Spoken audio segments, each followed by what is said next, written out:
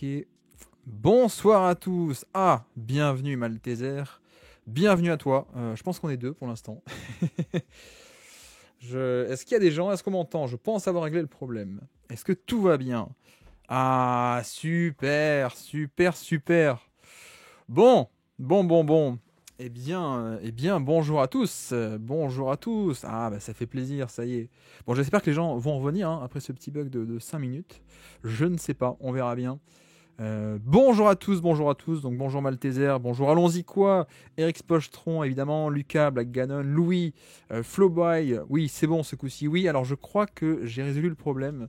Je crois que c'est une question de VPN. Et apparemment, il y avait un VPN activé quelque part sur une autre session du PC. Et donc ça faisait tout bugger. Bref, j'espère que c'est bon. Ça a l'air d'être un peu mieux. Donc je vais peut-être refaire les mince. Je vais peut-être refaire les messages. C'est nickel. Ok. Bon bah c'est nickel. Tant mieux. On va pouvoir peut-être faire 2-3 trucs ce soir.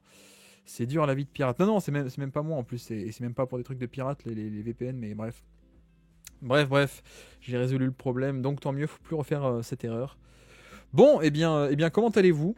Comment allez-vous ce soir? Effectivement, je vais faire mon hop Colanta. On efface ça.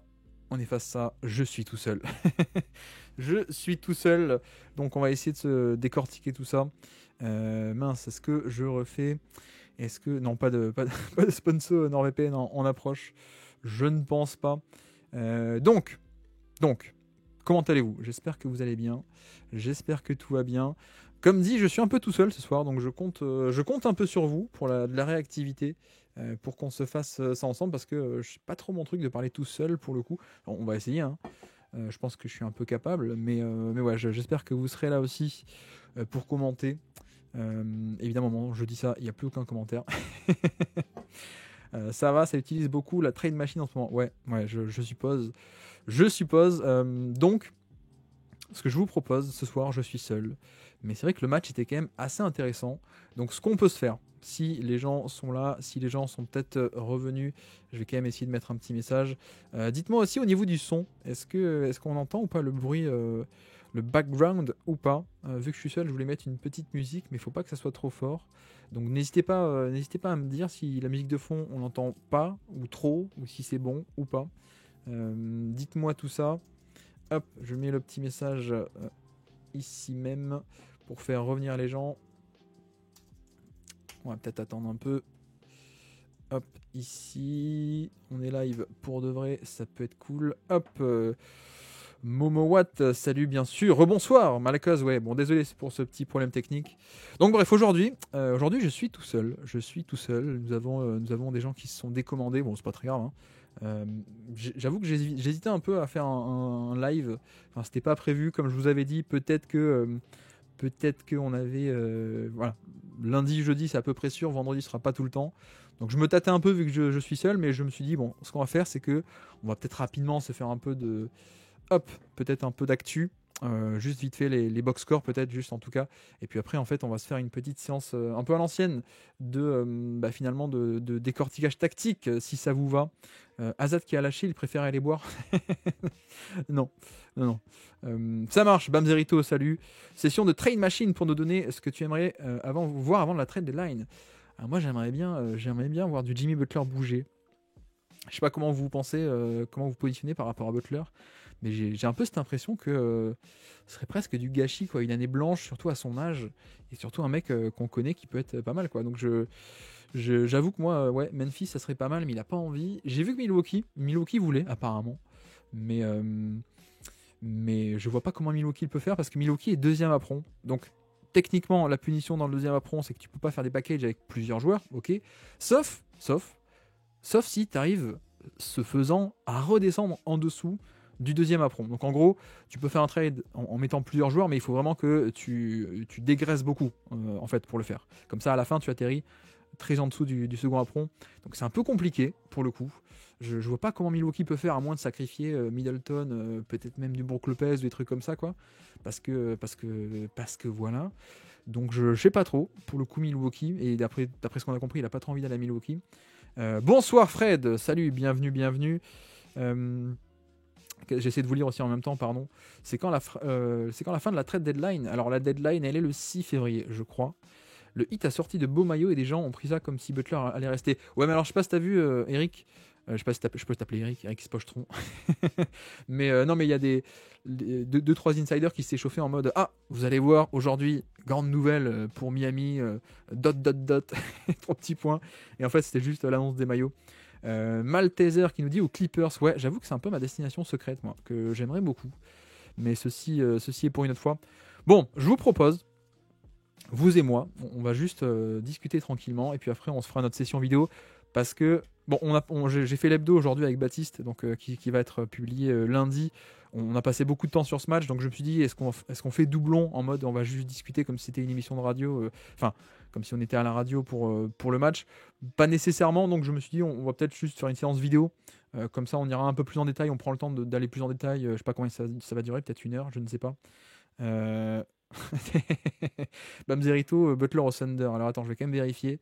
Mais j'espère que tu me trolls. Si tu me trolls, c'est pas gentil. Vu que j'essaye de tout gérer en même temps. Non, ça a pas l'air d'être vrai. Bref, donc voilà. Aujourd'hui, vite fait l'actu. Et puis après, on se fait la séance vidéo si ça vous dit. James Bond t'aurait été crédit. Ah oui, c'est vrai qu'il est même plus là en plus, Woj. C'est vrai. C'est vrai. Ça change tout le décryptage avec image. Ouais, bah c'est un peu le but. Donc aujourd'hui, s'il y en a qui écoutent en podcast, je suis désolé, mais étant tout seul, je peux pas trop faire un podcast tout seul, à moins que je prépare comme je fais moi d'habitude, avec beaucoup de préparation, beaucoup de montage et tout. Mais voilà, mais donc aujourd'hui, ça va être plutôt axé vidéo. Et si vous inquiétez, ah mince, depuis 2 jours, il n'y a plus les podcasts sur le flux, enfin, il n'y a plus les quotidiens podcast, ne vous inquiétez pas, ça va revenir. La question, c'est juste où et comment. Mais ça va revenir. Le but, c'est que ce soit une émission de podcast. Donc bref, allons-y. Qu'est-ce que vous avez vu aujourd'hui? Quel match avez-vous vu ce matin en vous levant? Est-ce que certains ont regardé autre chose ou pas que ce Cleveland OKC ou pas? Je ne sais pas. Alors que je prends une petite gorgée d'eau. Pour la musique, vous m'avez dit c'est bon ou pas? Ou alors elle est trop faible, trop forte? Non? Bref. Donc Phoenix contre Washington, bon pas grand chose à dire, hein. Je pense juste le fait qu'on a Washington qui est un peu nul, bon ça on le sait, quoique 130-123 hein, pour le coup, donc ça va pas très bien côté Phoenix, c'est pas non plus une rouste monumentale. Qu'est-ce qui s'est passé? Alors Ryan Dunn qui nous met 18 points, ok, ouais, Kevin Durant, Mason Plumlee titulaire encore, 16 minutes de jeu, bon c'est un faux titulaire, ok, Oso Agodaro 21 minutes de jeu, ouais, bon. Écoutez, c'est Washington, on va dire qu'on peut faire des tests. Kings Rockets, des morceaux, ok. Kings Rockets, divertissant. La match-up Sabonis-Sengun, c'est cool à regarder. Ouais, ça je veux bien croire. Pistons, Pacers, ok. Bah alors j'attendrai vos avis quand on arrivera sur leur box score, pardon. Côté Washington, est-ce qu'on a des trucs à dire à part que non, Jordan Poole, hein, c'est toujours pas ça. Vous connaissez ou pas les jeunes un peu de Washington? J'avoue que je suis un peu en retard moi sur tout ce qui est Keyshawn George et Buddy Carrington. Alors attendez, je vais ouvrir le mélangeur de son directement. On va couper le son comme ça on n'aura pas en cas de vidéo. Hop, coupons ceci. Voilà, j'espère qu'on m'entend toujours. Ouais, je connais pas encore trop les rookies de Washington, alors à part Alexandre Sarr évidemment, mais il y en a d'autres qui ont l'air assez intéressants, pardon. Et pourtant, on n'en sait pas grand-chose. Enfin, moi, j'en sais pas grand-chose en tout cas. Bref, je vais faire des cauchemars de mi-distance de Tobias Harris. Ah oui. J'ai entendu dire que Carrington était bon. Bah, il me semble aussi, mais vu que je vois un peu des avis contraires un peu partout, je sais pas trop quoi en penser. Pour le coup, alors Keyshawn George, est-ce que vous connaissez le fun fact sur Keyshawn George? Moi, je l'ai appris aujourd'hui. Ça vous comprendrez dans le quiz de lundi. Mais apparemment, il est suisse, Keyshawn George. Voilà. Bref, donc Phoenix, Washington, victoire de Phoenix, ça fait quand même un peu du bien. Pacers Pistons, alors, c'est qui? C'est Malteser, dis-moi ce que tu as à nous dire de ce match-là, que s'est-il passé? Victoire des Pacers 111-100 contre Détroit. Que s'est-il passé? Le baromètre à Liberton, déjà, on regarde. Ok, 17 points, 8 passes. Bon, toujours pas à Liberton à haut niveau. Alors qu'on nous dit Carrington, je trouve pas si impressionnant, mais c'est vrai coup de cœur à regarder. Ok, ça je peux comprendre. Non, c'est pas le fils de Paul George. non, c'est parce qu'il est suisse. Ouais, ok. Bon, pas grand chose à dire de plus. En tout cas, moi de mon côté, dites-moi hein, s'il y a des trucs un peu notables. Je scanne un peu les box scores, mais il n'y a pas l'air d'avoir des trucs notables, pas tant que ça en tout cas. Osar Thompson, ouais, il joue pas tant que ça, Osar Thompson, au final. Je me demande si c'est pas un peu à cause des limitations offensives, hein, finalement, parce que pour le coup, autant Amen Thompson est quand même hyper intéressant, évidemment. Autant Auxerre, on est quand même plutôt sur le prototype défensif, quoi. J'ai pas envie de dire Stanley Johnson, mais un peu quand même, pour le coup. Bon, j'exagère un peu. Mais en vrai, non, Stanley Johnson, vrai bon défenseur. Hein. S'il n'a pas survécu, c'est un peu à cause de l'attaque, quoi. Donc ouais, je sais pas. Peut-être comparaison facile parce que c'est Détroit. Beaucoup de pertes de balles des Pistons, ok. KD Beasley, pas bon à 3 points. Oui, alors j'ai pas regardé ça du coup. Où est-ce qu'on en est? Ouais, 25% à 3 points et pas tant que ça de volume. Ok, ça peut expliquer.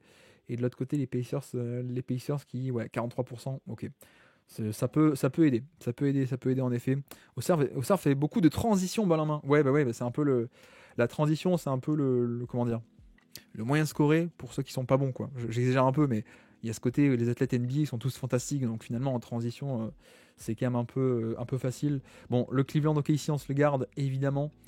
Allons sur le Houston Sacramento. Donc victoire des Kings qui regagnent après leur défaite à Milwaukee. Victoire contre les Rockets qui eux-mêmes avaient gagné contre qui? Contre Memphis, non, il n'y a pas longtemps. Enfin, ils gagnent contre tout le monde en ce moment. Les Rockets. Jalen Green, hein, toujours un peu sur son nuage, j'ai l'impression en termes de shotmaking, 28 points. Et alors si certains l'ont vu ce match, dites-moi, qu'est-ce qui fait que la défense des Rockets a à ce point explosé? Enfin explosé, 132 points quoi, de la part de Sacramento, qui est plus tant que ça actuellement voilà, on n'est plus comme il y a 2 ans, quoi. On n'est plus sur une attaque d'élite. Donc je suis un peu curieux, je vais aller voir les stats un peu de ce match. J'attends que vous me dites. C'est pas ici le live de Amine Mathieu. Non, c'est pas ici. Ici, c'est le live de Guillaume n'arrive pas à lancer un live. Et surtout le soir où il est tout seul, évidemment. Sinon, c'est trop facile. Donc, ouais, Houston, comment ça se fait? Qu'est-ce qui s'est passé pour que Sacramento score autant? En termes de profil de tir, regardez, Sacramento a pris quasiment aucun tir au panier. 14% et c'est dans le 2e centile. Mince, qu'est-ce qui se passe? Où t'es parti toi? Ok. Très peu de tirs à 3 points et évidemment 99e centile en termes de demi-distance long et short. Ok. Donc on est vraiment sur un match shot-making alors, si j'ai bien compris. J'attends vos retours s'il y en a qui l'ont vu, mais apparemment ça se bouscule pas au portillon. D'accord. J'ai une question pour toi. Bah dis-moi si je peux y répondre, peut-être. Alors qu'on salue Kyrie Irving. Ah salut. Bah quel honneur. Bienvenue Kyrie. I love you very much. Since the start of the beginning of your career. Bienvenue à toi. On s'installe tranquillement, on fait le tour de l'actu. Et puis après, on va se regarder un peu des images de Boston, de Cleveland OKC. Il n'y a pas d'invité aujourd'hui. Non, je suis un peu tout seul aujourd'hui, donc c'est pour ça qu'on va faire de la vidéo. Comme ça la vidéo tout seul chez FR. On fera pas, c'est pas vraiment un format radio aujourd'hui. DeRozan Game, ouais, je comprends. J'ai vu un Sabonis assez juste dans ses choix de tir. Je suis pas objectif sur le joueur, mais particulièrement. Alors retournons sur le box score. Mince, il est là. Il est où? Qu'est-ce qu'il nous a fait? DeRozan 12 sur 23, ouais, 33 points. Ok, puis pas mal de lancers francs aussi. Ok. Et de l'autre côté, Sabonis, ouais. Retour de Fox d'ailleurs. On n'a pas trop noté, mais retour de De'Aaron Fox. Ok, et de l'autre côté, alors non, pas que ça m'étonne, mais c'est vrai que la descente aux enfers de Kevin Huerter, alors tout est relatif, hein, mais c'est juste qu'il est sorti de la rotation, alors que le mec, il y a 2 ans, était limite peut-être pas 2e, mais 3e élément le plus important de la meilleure attaque de NBA, quoi. J'avoue que je suis un peu surpris. Je sais que Mike Brown commençait un peu à moins l'aimer, ou en tout cas à moins le faire jouer. Après, je connais pas leur relation, mais mais il faisait moins jouer parce que ça marche pas, quoi. Parce que la défense, quoi, je pense, c'était un peu cette idée. Mais en vrai, ouais, je comprends pas trop un peu ce déclassement complet. 8 minutes à peine. Ouais, bon bref, je ne sais pas. D'ailleurs, il est à combien lui? Il a combien de contrats? C'est marqué ici ou pas quelque part? Non, c'est pas ici. Où est-ce qu'on pourrait trouver l'info? Je vais essayer de la chercher. À moins que dans le chat vous soyez plus réactif que moi, mais Kevin Huerter. Je regarde parce que comme il y a la trade deadline, ça peut être un mec qui peut être dégagé par les Kings, mais c'est aussi un mec qui, au passage, peut aussi faire du bien à une autre équipe pour le coup. Les contrats, il est à 16 millions cette année, il est presque 17 et encore 18 l'an prochain. Donc pour le coup, Kevin Huerter, je l'ai en fantasy, ouais. Oui, c'était pas le bon choix. Mais non, pour le coup, ça dépend de l'équipe, mais je pense qu'il peut faire du bien, quoi. Il est pas si cher que ça, hein, 17 et 10 millions pour encore 2 ans. Ouais, 16, merci Malteser. Mais ouais, je pense que ça peut faire du bien. Alors que je fais rire Kyrie, ouais. Désolé, je suis un peu tout seul aujourd'hui. J'ai pas compris pourquoi mettre un joueur défendu par un petit dans le dunker spot. Pourquoi ça permet d'enlever de la protection de cercle. Alors que si on retire le joueur du dunker spot et qu'on le met à 3 points, on retire aussi de la protection de cercle. Alors c'est vrai, mais alors le truc c'est que mince, est-ce que j'ai un paint ici? Non, je peux pas. Alors en fait, ce qui est l'intérêt de mettre le petit dans le dunker spot, si tu veux, c'est que tu es à peu près sûr que le petit est défendu a priori par un autre petit, et donc tu t'assures un peu que c'est lui le low man, comme on dit. Donc littéralement le low man. Non, je sais pas pourquoi on dit pas le lowest, ça serait littéralement plus correct. Le low man, c'est l'homme le plus bas sur le terrain par rapport à la ligne de fond. Donc c'est lui qui doit aider au panier géométriquement sur le terrain. Et donc en fait, quand tu mets un petit dans le dunker spot, tu t'assures de ça. Alors que, pardon, le problème, c'est que si tu mets 2 shooters, un dans les corners et un sur l'aile, le problème c'est que la défense peut switcher. Notamment, c'est ce que faisait beaucoup Boston à l'époque de Robert Williams. C'est que si tu mets pas un petit, genre ton petit shooter, tu le mets sous le panier pour t'assurer qu'il y a un petit défenseur aussi. Si juste tu le mets, le petit shooter, tu le mets à 3 points, en fait, les mecs, la défense s'organise en fait. Donc t'as Robert Williams qui dit non mais attends, t'inquiète pas, moi entre guillemets, je prends par exemple Isaiah Joe, qui est à 3 points dans le corner, et voilà, et toi tu prends le mec qui est sur l'aile. Et donc en fait la défense peut s'organiser un peu comme ça. C'est aussi ce que Dallas a pu faire. C'est l'histoire des finales de 2024 avec finalement Dallas qui très très vite s'ajuste dans la série. Même, ils ont perdu la série, on est d'accord, mais notamment Gafford et Lively qui, on l'avait décortiqué sur la chaîne YouTube si ça vous intéresse, mais il y avait ce truc où en fait dès le début des possessions, je dirais de mémoire, je dirais match 2 déjà, mais même parfois match 1, où en fait la préoccupation de Gafford c'était juste, et de Lively, juste d'aller le plus vite possible, ligne de fond, et quel que soit en fait le mec qui va être dans le corner, c'est non mais il est pour moi quoi, grosso modo. Donc il y a un peu ce truc de pouvoir switcher. Si toi tu restes juste dans le périmètre, la défense elle peut un peu contrôler à l'intérieur et dire attends, toi va là-bas et moi je reste là quoi. Voilà, je parle beaucoup, j'espère que j'ai été un peu clair, mais l'idée c'est que si toi tu mets concrètement un petit sous le panier, son défenseur est de facto le mec qui va défendre quoi. Donc voilà. J'espère que j'ai été clair.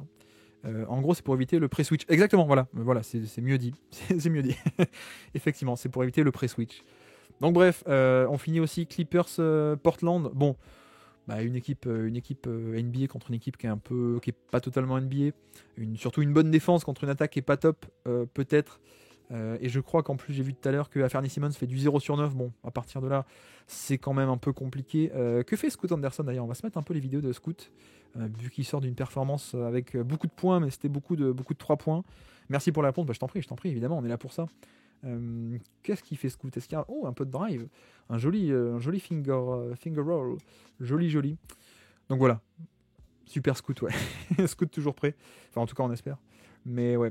Les Blazers qui perdent contre les Clippers assez logiquement. Bref, est-ce qu'on est prêt? Est-ce qu'on est prêt pour la séance vidéo? Est-ce que les gens sont là? Alors que je me mette un peu le chat ici, hop, si j'y arrive. Hop, ça va mieux Scoot ces derniers temps. Ah tant mieux, je l'espère, je l'ai pas vu depuis 4-5 matchs, mais ouais, après il a fait une grosse perf, mais comme dit, c'était un peu c'était beaucoup de tirs à 3 points quoi finalement. Bref, mesdames et messieurs, si vous êtes prêts, si vous êtes encore là à m'écouter parler un peu dans le vide tout seul, on peut se faire une petite séance de... Ah, alors, message. Bonsoir, messire. Loin de moi l'idée de faire l'ingrat. Est-ce que c'est normal qu'on n'ait plus les rediffs des quotidiennes sur Spotify depuis cette sortie mercredi? On n'a plus rien. Oui, effectivement, comme dit, le but, c'est pas que... Enfin, je vais les remettre. C'était juste, en ce moment, il y a un peu une réflexion de est-ce qu'on pollue le flux principal ou pas. Et donc, il ne faut pas s'inquiéter, ça va revenir évidemment. Le format est fait pour être ensuite balancé en podcast. La question, c'est juste où, en fait. C'est est-ce que je le remets sur le flux principal ou est-ce que juste on fait un flux secondaire? Donc, je pense que la question sera réglée d'ici lundi. Moi, je pense plutôt peut-être pour un flux secondaire pour pas que. Voilà, il y a des gens qui m'ont déjà fait des remarques. Ça fait quand même beaucoup, on va pas tout écouter, ça nous pollue le flux. Donc voilà, c'est pour ta réponse, Selvol. J'espère que je prononce bien. Et voilà un peu l'idée. Mais non, mais de toute façon, là c'est un peu le flou parce qu'on vient de lancer le format et là j'étais un peu mince, est-ce que je continue à mettre ici ou là? Mais voilà, depuis 2 jours je ne l'ai pas posté. Mais l'idée c'est que ça revienne, évidemment. Ça reste une émission de radio, de podcast. Même si aujourd'hui, donc, faisons un peu de vidéo. Qu'est-ce que vous avez pensé de ce match, évidemment? Qu'est-ce que vous avez pensé de ce match à Cleveland OKC? Je dois dire que moi, personnellement, avec l'absence de Hartenstein, j'étais un peu en mode bon, ça va être compliqué vu que Cleveland avait quand même pas mal insisté sur le rebond offensif et tout ce qui était un peu secteur intérieur la dernière fois. Notamment aussi la défense de Hartenstein sur pick and roll avait été quand même pas mal du tout. Donc j'avoue qu'il y avait un peu un aspect de... Enfin surtout c'était le côté... Oups, je vais quand même arrêter de... On va pas se faire striker. Il y avait un côté tout de même de... Bah finalement, non seulement tu perds Hartenstein, mais en plus tu récupères Jalen Williams qui va devoir jouer beaucoup. Et d'ailleurs on peut commencer ce décryptage avec Cleveland qui va cibler Jalen Williams. Donc allons-y, je vais prendre une gorgée d'eau et après on va y aller. Hop, pardon, excusez-moi. Je m'attendais pas du tout à ça, Hartenstein. Ouais, mais je pense qu'on a tous été surpris. Même si, bon, c'est vrai que j'aurais pu aussi commencer par ça, un peu une analyse macro si ça vous dit. On peut regarder 2-3 stats intéressantes avant de faire le décryptage de la tactique. Mais hop, revenons en arrière. Est-ce que ça marche? Oui. Bon, il y a une question de shot-making aussi, en fait. Hein. Clairement, il y a une question bon, c'est toujours un peu, comment dire, c'est pas pour dire ils sont chanceux ou quoi que ce soit ou méritent pas, c'est juste que les 3 points sont rentrés et de l'autre côté les 3 points sont pas rentrés. Ça fait partie du jeu, l'aléatoire fait partie du jeu, notamment sur des tirs comme ça. À 3 points, il y a pas mal de variances, mais donc voilà, il y a aussi un aspect. En plus, je sais pas si vous avez vu le match ou juste vu les résultats, mais vous savez qu'il y a notamment une énorme claque en première mi-temps qui permet un peu de faire la différence, et c'est vrai que voilà, moi j'ai regardé le 3e quart-temps, alors pas le 4e parce que c'était que du garbage time, il y avait personne qui jouait, mais le 3e quart-temps, Cleveland fait des choses bien, hein. Il n'y a pas de souci, mais c'est vrai que quand tu es déjà à moins 35, c'est quand même un peu compliqué, et il y a eu un énorme coup de collier à 30, c'est 30 à 2, non? Un run de 30 points, et 2 seulement pour Cleveland, je crois. Ouais, voilà, Fred nous dit aussi Dort à 6 sur 9 à 3 points, c'est cheaté. Et en plus, tu vas voir Fred sur les images que c'est pas que des tirs très grands ouverts. Je crois que Caruso en a mis quelques-uns contre la zone, vous allez voir, c'est assez intéressant. Derek qui nous dit impressionné par OKC, ils sont étouffants. Oui, effectivement. Et donc, oui, j'avais fait un tweet hier soir. J'ai dit bon, ça fait un peu pchit, quoi, avec Hartenstein qui est pas là. Donc, soit on a un match qui va être plié facile pour Cleveland, soit on aura masterclass de small ball de Mark Daigneault. Ben, je crois qu'on l'a eu. Hein. Je crois qu'on l'a eu. Vous allez voir que Mark Daigneault a fait quand même beaucoup de choses bien. Mais voilà, alors juste pour dire aussi niveau stats, donc un écart assez énorme évidemment d'offensive rating. Sur ce match-là, paradoxalement, pas tant que ça de rebond offensif pour Cleveland, alors que donc en face il y avait des small ball et pas de Hartenstein. Donc ça aussi c'est quand même une énorme victoire pour OKC, mais qui s'explique aussi parce que on va l'expliquer. Et puis voilà, bon, tout a bien marché hein, côté OKC au niveau des stats principales, bref. Et puis au niveau si vous voulez qu'on mette le box score un peu avant d'attaquer les images, si vous voulez, mais je pense que vous le connaissez. Moi, ce qui m'a le plus choqué, c'est le minutage. Hein. Vous voyez le minutage des titulaires de Cleveland, bah, ça joue pas beaucoup, mais parce que le match était plié très rapidement. Et puis bon, tout le monde en a parlé. SGA qui met plein de points, ça aide aussi. Lou Dort a tout rentré, oui, effectivement. Ça joue sur les grands d'entrée côté Cleveland, mais ça punit pas assez les mismatchs. Mitchell force sur ses drives. Alors Mitchell, ça fait quand même 2 matchs contre OKC où il est pas très bien. Et en vrai, je pense que alors on est là, non, c'est pas le bon côté du terrain, mais je pense qu'il y a aussi enfin c'est Lou Dort. Hein. Lou Dort, c'est quand même un atout assez intéressant pour avoir. Et c'est vrai que le match, souvenez-vous, il y a une semaine, il y a 10 jours là.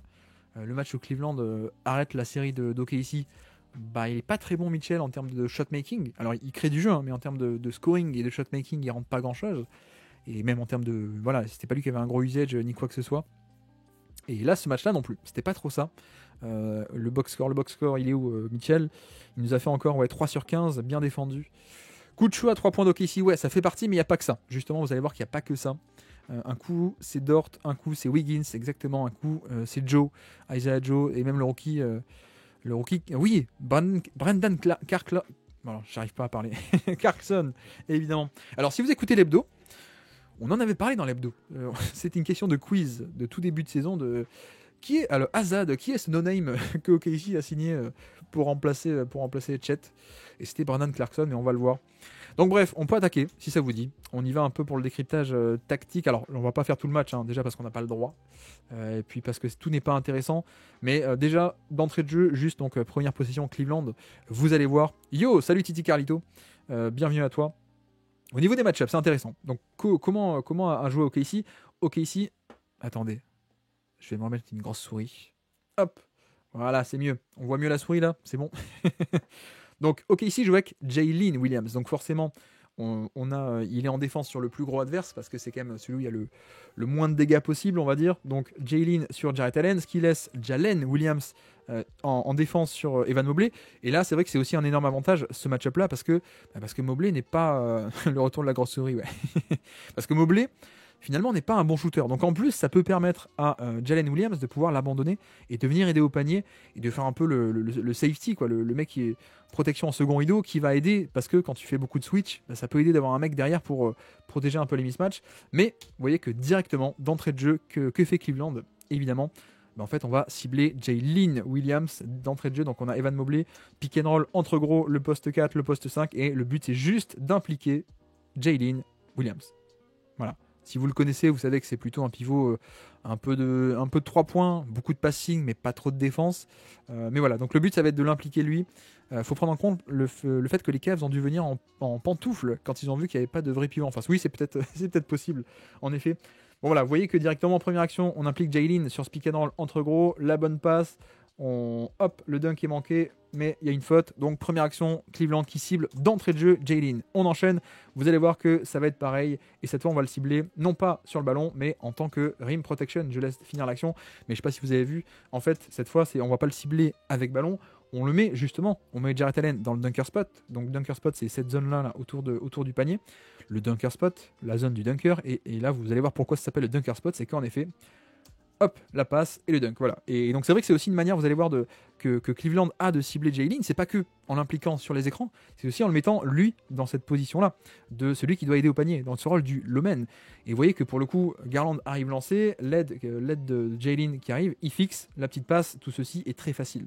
Et donc déjà deuxième possession après une faute qui a été obtenue, on va le cibler en tant que protecteur de panier. Là encore, pareil, hop, cette fois il va au contre et donc rebond offensif. Voilà, ça c'est aussi un autre aspect. Comme dit, le premier match, ils avaient fait pas mal de dégâts au niveau du rebond offensif. Et donc là, ça va être aussi le cas. Et donc, qu'est-ce que c'est? Juste un pick and roll. Ici, on implique Jaylin Williams encore une fois. Ça marche pas trop. En tout cas, on libère vite la balle. Hop, isolation. Mitchell face à Ludort. Et en effet, petite erreur à la fin de Jaylin Williams qui se dit mince, je vais aider, mais je suis un peu en retard. Il n'a pas l'explosivité, il n'a pas la taille. Voilà, c'est pas un bon défenseur de protection de panier. Et donc, qui s'équilibre au niveau du rebond, c'est Jarrett Allen. Donc voilà, encore une possession, troisième possession d'affilée. On va un peu faire du mal à Jaylin Williams. Revenons de l'autre côté. Et voilà, j'ai quand même voulu laisser cette première action parce qu'il se passe des choses, mais il se passe aussi le fait que à la fin on a quand même du shot making d'un Lou Dort qui a un tir contesté et qui le met. Mais surtout, alors ce qui est intéressant, c'est qu'est-ce qu'ils font en amont. Pourquoi est-ce qu'on a cette très belle passe d'ailleurs de SGA? Vous allez voir, c'est une action, donc c'est un peu une pistol action comme on dit, pistol comme pistolet, une action sur le côté où on va amener vite un écran de la part de Cason Wallace, hop, pour obtenir un switch. Et c'est vrai que d'ailleurs j'ai même pas fait le point, faisons un peu le point au niveau des match-ups, ça va être hyper important. Que fait Cleveland? Cleveland met, comme la dernière fois en fait, exactement les mêmes match-ups que la dernière fois, ils mettent Dean Wade, donc le poste 3 Dean Wade, en défense sur SGA. Et pourquoi est-ce qu'ils font ça? Parce qu'en fait, ils veulent avoir Mobley, non pas sur quelqu'un on ball, mais ils le mettent sur Cason Wallace. Cason Wallace qui va être traité un peu comme un non-shooter. Alors, c'est pas totalement un non-shooter, mais Cleveland veut un peu que Mobley ait cette liberté d'aider au panier, donc ils le mettent sur le petit Cason Wallace et en lui disant d'abandonner. Ok. De l'autre côté, poste 5, Jarrett Allen sur Jaylin. Ok, pas de problème. On a aussi Garland, le moins bon des défenseurs, qui va être mis sur Lou Dort, le moins bon des attaquants. Ça, c'est logique. Et c'est vrai qu'il y a quand même un truc dans tout ça, c'est que reste plus que Dean Wade et Mitchell. Évidemment, on ne peut pas mettre Mitchell sur SGA parce que SGA est trop fort. Mais donc on met Dean Wade qui va pas mal tenir. Mais l'autre conséquence, vous allez voir, on le verra, c'est que Mitchell, il doit défendre Jalen Williams. Il reste, en faisant ce jeu de match-up, et notamment en mettant Mobley off-ball, en défenseur off-ball, qui peut abandonner Cason Wallace, ça laisse un peu notre ami Mitchell qui va devoir défendre sur Jalen Williams. Et c'est pas facile du tout. Bref, donc qu'est-ce qui se passe? Juste un premier écran pour obtenir un switch. C'est le cas, sauf que comme il y a switch, il y a quelqu'un qui vient zoner derrière là. Et donc, excellente lecture de la part de SGA qui balance directement de l'autre côté. Et ça fait une passe. Le 3 points contesté de Lou Dort. Voilà, on annonce un peu la couleur côté OK ici. Trop facile pour SGA, ouais, exactement, nous dit Sarcasme 89. La séquence Georgian sur SGA, ouais, effectivement, on va y arriver. Ce qui m'a marqué aussi, nous dit Kamel l'Ancien, durant ce match, c'est que Dort met tellement de temps à enclencher son 3 points que le public a le temps de lancer un loup pour l'encourager, ouais, c'est pas faux. C'est pas faux. Revenons côté Cleveland de l'attaque. Qu'est-ce qu'on fait? On fait juste une empty action, donc le corner vide, empty action évidemment, et on va impliquer Jalen Williams. Voilà, encore une fois, on l'implique encore et encore et encore. Et là, c'est vrai que bon, c'est un peu dommage parce que c'est pas un tir de si grande qualité que ça, finalement. En plus, il est pas en forme, bon, il aimait pas, mais c'est vrai qu'on pourrait peut-être faire un peu mieux. On a un Jalen Williams qui attend un peu en drop, alors pas très profond le drop, mais quand même un peu en drop. Donc Michel se dit, j'ai un peu d'espace, je prends le pull-up. Mais c'est vrai que, quitte à cibler Jalen Williams, il y a moyen d'avoir un meilleur tir que ça. Pour le coup, avec en plus, je sais pas si vous avez vu, mais regardez qu'est-ce qui se passe, ligne de fond. C'est qui? Ouais, c'est Dean White qui va faire un cut, ce qu'on appelle le Danny Green cut. Il va faire le cut de un corner à l'autre pour venir, au cas où SGA décide de rester ici, lui il va hop, je m'échappe dans l'autre corner pour être ouvert. Bon, voilà, pour le coup, la décision est pas top de la part de Mitchell. Mais bref, on avance. Nouvelle possession. Et qu'est-ce qu'on fait? Encore un pick and roll qui va impliquer Jalen Williams. Le voici. Donc là encore, on déboule. On va attaquer cette fois plus. On se contente pas de prendre la mi-distance. On attaque. On va un peu essayer d'aller au panier, le faire travailler. 2 sur le ballon, 2 sur Mitchell qui déclenche le tir. C'est manqué, mais sauf que rebond offensif, encore une fois. Ouais, vous voyez que ce secteur intérieur, finalement, comment dire, Jalen n'est pas directement sur l'action. En tout cas, c'est pas lui qui est fautif, mais il est obligé de venir aider sur le drop. Et donc Jarrett Allen peut librement prendre le rebond offensif. Et ça fait encore un layup derrière. Je crois qu'il y aura un autre rebond offensif. J'ai pas mis la séquence entière parce qu'après, on peut pas mettre des séquences trop longues sur YouTube pour pas se faire strike. Bref. Donc voilà. On arrive aussi au moment charnière, c'est que, comme dit, avec ce jeu de match-up, Mobley sur le petit Wallace, ça laisse Mitchell sur Jalen Williams, qui est quand même très fort. Et donc, que fait OKC? Et ça, c'est un truc que, comme dit, il y avait ce match-up-là, au match aller, on peut appeler ça le match aller, il y a 10 jours. Il y avait ce match-up-là, mais OKC, c'était pas trop démené pour essayer d'appuyer et faire mal là-dessus. Et là, vous voyez qu'on est en tout début de match, et là, ils le font. Là, ils le font clairement. Donc, c'est une zipper action, comme on dit. Donc, isolation, zipper, ISO, qu'est-ce que c'est? Juste, tu démarres là, et zipper, comme vous voyez la fermeture éclair là, zip, littéralement, juste un écran pour arriver en mouvement et enchaîner sur isolation 1 contre 1 dans l'espace. Comme ça, Mitchell, il a un peu un temps de retard, voilà, on enchaîne en mouvement. Vous voyez que Mitchell est déjà un peu en retard parce qu'il traverse l'écran, et donc Jalen Williams qui attaque comme une isolation. Le panier est libéré, voilà. Donc j'ai beaucoup aimé ce côté OKC qui a un peu pris des leçons du premier match et qui se dit, ouais, finalement, il faut quand même qu'on punisse, quoi. On l'a peut-être pas assez fait le fait de punir Mitchell sur Jalen Williams. On peut pas laisser Cleveland nous faire ça, quoi, pour le coup. Alors que là, autre séquence défensive, vous l'avez vu, je l'ai posté sur Twitter peut-être, c'est ce qu'on appelle la next defense. La next defense, qu'est-ce que c'est? C'est un peel switch, peel P-E-E-L. Alors attendez, je vais faire un truc. Est-ce que ça marche si je fais ça? Voilà, je vais faire hop, on va se faire un truc comme ça. Je vais vous mettre les mots. La next defense, c'est comme ça. Voilà, attention, on est dans de la créativité de très haut niveau. Très très haut niveau. Mince, avec la grosse souris, j'avais rien. Next defense, ou sinon on peut appeler ça un peel switch. Peel, comme littéralement épelé. Voilà. Et en fait, vous allez voir un peu le principe. Donc, hop, ça on peut le fermer. C'est que donc on a Jalen qui est sur Garland. Ça se passe ici. Et vous allez voir qu'il se fait dépasser. Mais que se passe-t-il? Cason Wallace, qui est ici, lui, il va s'interposer. Donc ça, a priori, rien de trop spectaculaire. C'est pas juste on vient aider. Mais le peel, en fait, c'est que Jalen Williams va peel off. Il va venir faire un switch. Lui, regardez, il va sur Mobley. Et donc, en fait, on a un peu ce côté d'une défense extrêmement polymorphe qui se tord dans un sens puis dans l'autre, finalement. Et qui, voilà, on n'a aucun décalage. Parce que là, Jalen est battu. Wallace vient s'interposer, et sauf que là on pourrait se dire s'il y a 2 sur Garland, il y a la passe facile en fait pour Mobley. Mais en fait non, parce que Jalen revient sur le shooter dans le corner, et vous voyez, on fait pause. Au final, il a été dépassé, mais aucun décalage, tout est absorbé, et finalement la passe, vous voyez que la passe, il avait voulu faire la passe, d'ailleurs il commence un peu à lever la tête là ici, Garland il se dit mince, je lève la tête puisque Cason Wallace vient vers moi, regardez la tête de Garland, hop, et en fait non, parce que Jalen est déjà en train de revenir sur le shooter. Donc je passe un peu de temps, mais parce que je vais pas le faire à chaque fois qu'il y a un peel switch, mais je vous le détaille un peu. Mais c'est vrai que c'est ce genre de schéma très avancé et très dynamique que fait OKC. Ce genre de switch off ball très subtil qu'on voit pas tout le temps, mais qui maîtrisent avec un niveau de... Voilà, pour faire ce genre de truc, il faut un niveau défensif, de coordination collectif et des individus qui défensivement sont très intelligents et savent le faire, quoi, pour le coup. Et là, c'est parfaitement exécuté. Et donc, littéralement, 0 décalage, alors que pourtant, le pauvre Garland, il avait fait le décalage au début sur Williams, quoi. Il a absorbé le décalage, merci, la polyvalence. Exactement. Danny Green, 3 titres de champion et l'un des cuts les plus utilisés à son nom, beau palmarès. En effet, on est d'accord. Et en plus, les 3 titres, Enfin, on l'oublie, mais s'il n'y a pas Danny Green, il n'y a pas de titre à Toronto. Hein. C'était pas que Kawhi, pour le coup. Bref, on enchaîne. Vous avez vu que directement, qu'est-ce qu'on fait? On continue. Début de match, on implique Jalen Williams encore une fois. Il va faire un drop et donc la pocket pass, extra pass sur short roll, comme on dit. Et voilà. Et Jarrett Allen qui va trouver la solution. Alors, ce qu'on peut noter aussi, c'est que, mine de rien, on en parlait tout à l'heure, l'avantage d'avoir Jalen Williams sur Mobley, c'est que c'est un non-shooter, donc il va pas hésiter à l'abandonner. Et en effet, c'est ce qu'il fait. Regardez, il pointe du doigt à Lou Dort, tiens, tu gères les deux shooters côté faible, et moi je vais coulisser à l'intérieur, comme ça, je viens aider le drop.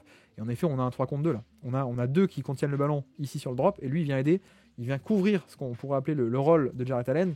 Donc pas de rôle disponible. La bonne action de Jarrett Allen, ok, extra passe, c'est super, sauf que c'est pour plutôt un non-shooter. Donc voilà, encore une fois, OKC a été assez agressif et finalement avec un personnel qui sait très bien ce qu'il fait et qui notamment a été très bon pour empêcher les tirs au panier ou ce genre de choses.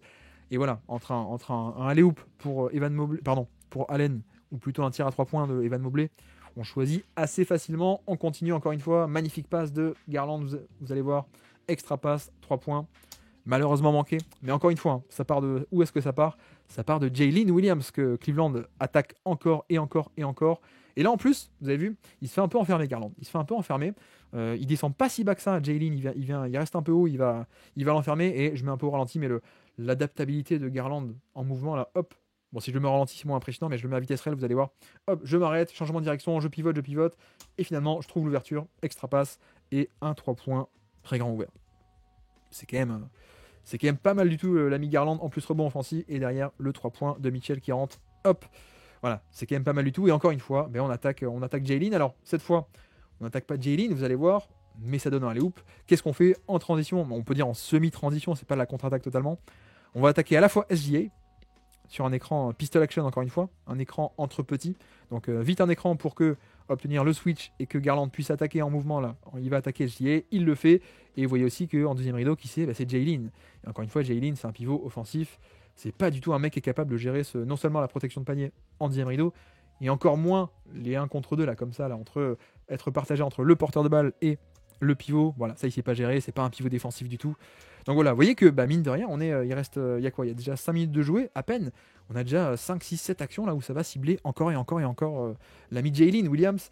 Et en effet, il a commencé titulaire, mais il a joué très peu sur ce match. Donc voilà, repassons de l'autre côté du terrain. Une excellente passe de SGA pour justement Jalen Williams qui malheureusement manque le panier. Mais là, on va voir aussi déjà le bon quadrillage du terrain. Qu'est-ce qu'on fait? On met SGA, il va attaquer en isolation son match-up. Évidemment, contre n'importe qui, il peut passer. C'est le cas, il passe. On a Jarrett Allen qui va abandonner Jalen Williams. Et c'est vrai que un des seuls avantages d'avoir Jalen, c'est qu'il a un peu de 3 points comme ça pour punir parfois sur catch and shoot. Donc voilà, bon là, ça marche pas. Mais c'est vrai que quitte à l'avoir sur le terrain, autant l'utiliser comme ça. Et puis on enchaîne ici. Excellent système que vous connaissez beaucoup si vous êtes fan des Pelicans. C'est un Ghost Flare. Alors attends, je reprends le Paint. Le fabuleux Paint. Le voici. Je vais vous mettre les mots, comme ça ce sera peut-être plus facile. C'est vrai que parfois on me dit en podcast qu'on comprend pas tout ce que je dis, on connaît pas les termes. Alors Ghost, c'est quoi Ghost? C'est un écran fantôme. Et Flare, c'est un écran qui s'éloigne du ballon. Donc, de quoi on parle? Le Ghost Screen, c'est, regardez ce que fait Isaiah Joe. En fait, il pose pas l'écran, il fait juste une course croisée. Voilà, piqué dans l'entre-petit. Et en plus, non seulement course croisée, donc il va y avoir un pick and pop ouvert, mais en plus, il y a Jalen qui pose un flare screen, donc un écran, regardez, qui s'éloigne du ballon, contrairement à un écran qui va vers le ballon dans ce sens-là. Donc bref, système classique. En l'occurrence, là, sur le deuxième écran, sur le flare, pas très bonne communication. Donc on est un peu perdu. Isaiah Joe ouvert à 3 points. Et badaboum. Voilà, j'espère que j'ai pas perdu trop de monde dans le chat avec ces explications. Mais c'est un système classique, comme dit, c'est un système que les Pelicans font beaucoup pour Trey Murphy, notamment, avec Zion. On enchaîne, on est milieu de premier quart-temps, toujours. Alors on fait pas le match entier, vous inquiétez pas, ça va pas durer 4 heures. On fait que la première mi-temps, grosso modo.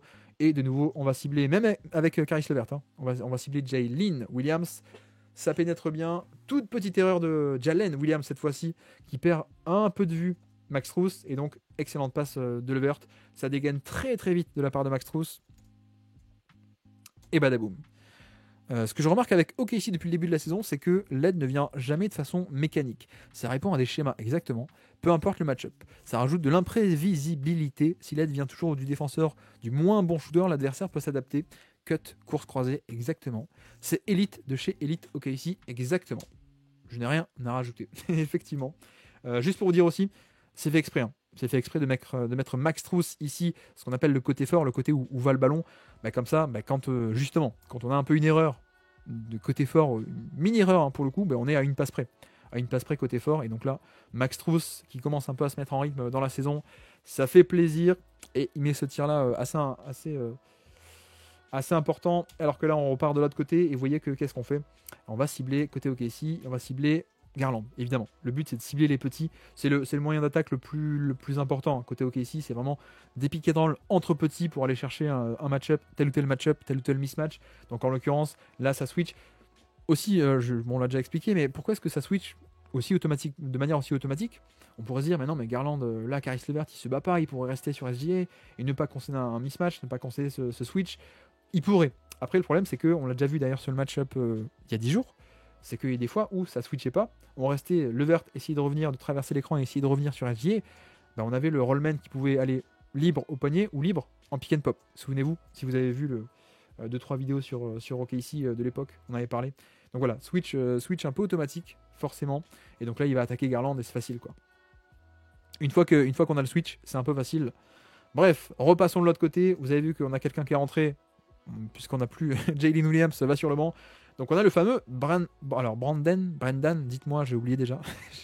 J'ai checké tout à l'heure, mais c'est quoi? Je crois que c'est Brandon, je dirais. Donc bref, plus de Jalen, donc on n'attaque plus comme ça. On va plutôt cibler Isaiah Joe avec George Niang. Et surtout, ce qui est intéressant dans la séquence, c'est justement la protection de panier de Carlsen, que je connaissais pas du tout, pour le coup.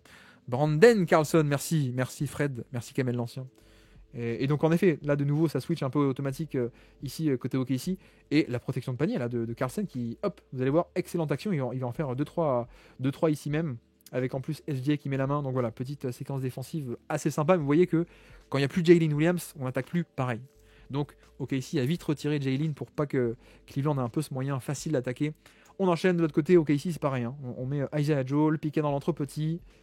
Voilà, et donc ça switch, donc cette fois il va pas attaquer Garland, il va attaquer George Niang qui est un peu plus lent, et c'est facile, le décalage est fait. Ensuite, voilà, ça y est, il n'y a même pas besoin de décrire, hein, ça vous voyez bien. Vous voyez comme c'est facile, CSGA, c'est facile. De l'autre côté, Caris LeVert qui a le ballon, et une interception cette fois par Isaiah Joe, et vous allez voir, encore une fois, notre ami Max Strus, ici même, qui va faire un Danny Green cut, encore une fois. Donc le cut depuis un corner vers l'autre, vous allez voir, hop, c'est censé venir perturber justement ce que fait son défenseur, hein, parce que là, son défenseur, il est en bonne position, Isaiah Joe, pour venir aider au panier.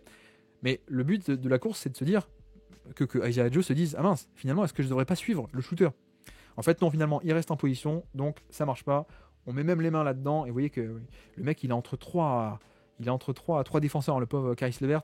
Et à noter aussi, ce que j'aime bien, c'est que Garland est un bon shooter, mais regardez un peu l'attitude de Cason Wallace au niveau du stunt, ce qu'on appelle un stunt. Donc il dézone par rapport à Garland, il fait un stunt, il est assez agressif. Hein. Alors que comme dit, Garland est plutôt un bon shooter. Hop, j'enlève la souris. Il est plutôt un bon shooter, et pourtant, regardez, il vient totalement boucher l'espace, ralentir le drive. Ensuite, il revient évidemment. Mais le temps d'avoir ralenti, ça a permis à la défense d'absorber tout ça. Donc voilà, la défense de KC qui se déploie avec Carlsen cette fois-ci. Niang patine, ouais, effectivement. De l'autre côté, pareil, SGA, hein, c'est juste du classique. On essaie un écran, mais même pas en fait, hein, ça donne rien. C'est pas très grave. Évidemment, les petits ça switch, mais ça switch pas automatiquement avec les gros. Pas tout le temps en tout cas, mais c'est pas grave puisque SGA, il va attaquer Max Strus, il va le mettre. Souvenez-vous, hein, là encore, il y a 10 jours, c'était même carrément SGA qui allait chercher Max Strus. Alors que Max Strus, bon, c'est pas non plus un si mauvais défenseur que ça. Moi, j'étais un peu surpris dans le match-up d'il y a 10 jours tiens, il va le chercher, il veut le cibler, quoi, pour le coup. Et ça avait marché. Et alors que là, on enchaîne avec une excellente passe de SGA et le 3 points de Carlson. Alors là, c'est le bonus total. Donc, où est-ce qu'on est? On est avec un switch, on a obtenu le switch George Niang. Donc là, évidemment, c'est facile, le décalage est facile à créer. Mais ce que j'aime beaucoup, c'est la passe. Regardez le timing de la passe, il va relâcher la balle et envoyer assez tôt.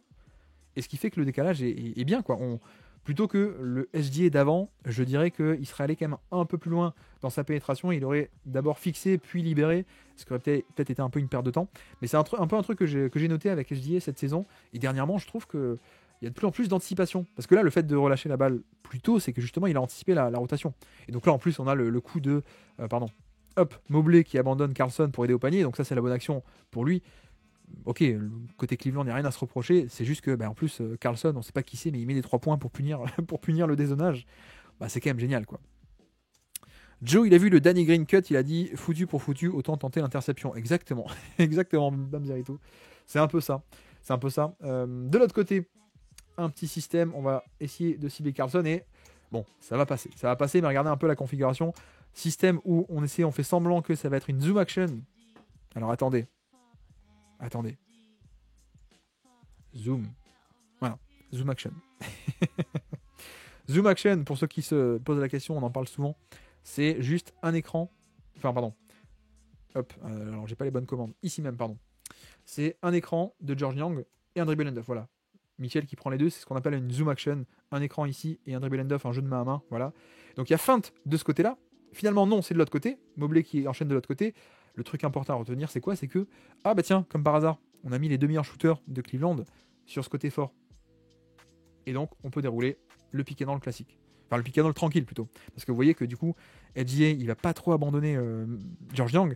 Et même Caruso, il va pas trop abandonner notre ami Mitchell. Et donc, le pick and roll, le jeu à deux, là, avec Caris LeVert et Mobley, se déroule 2 contre 2.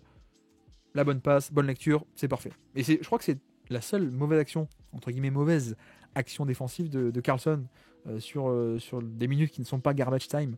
Donc c'est plutôt pas mal. Et puis là, même un pick and pop, là on se permet tout, on se permet tout carrément.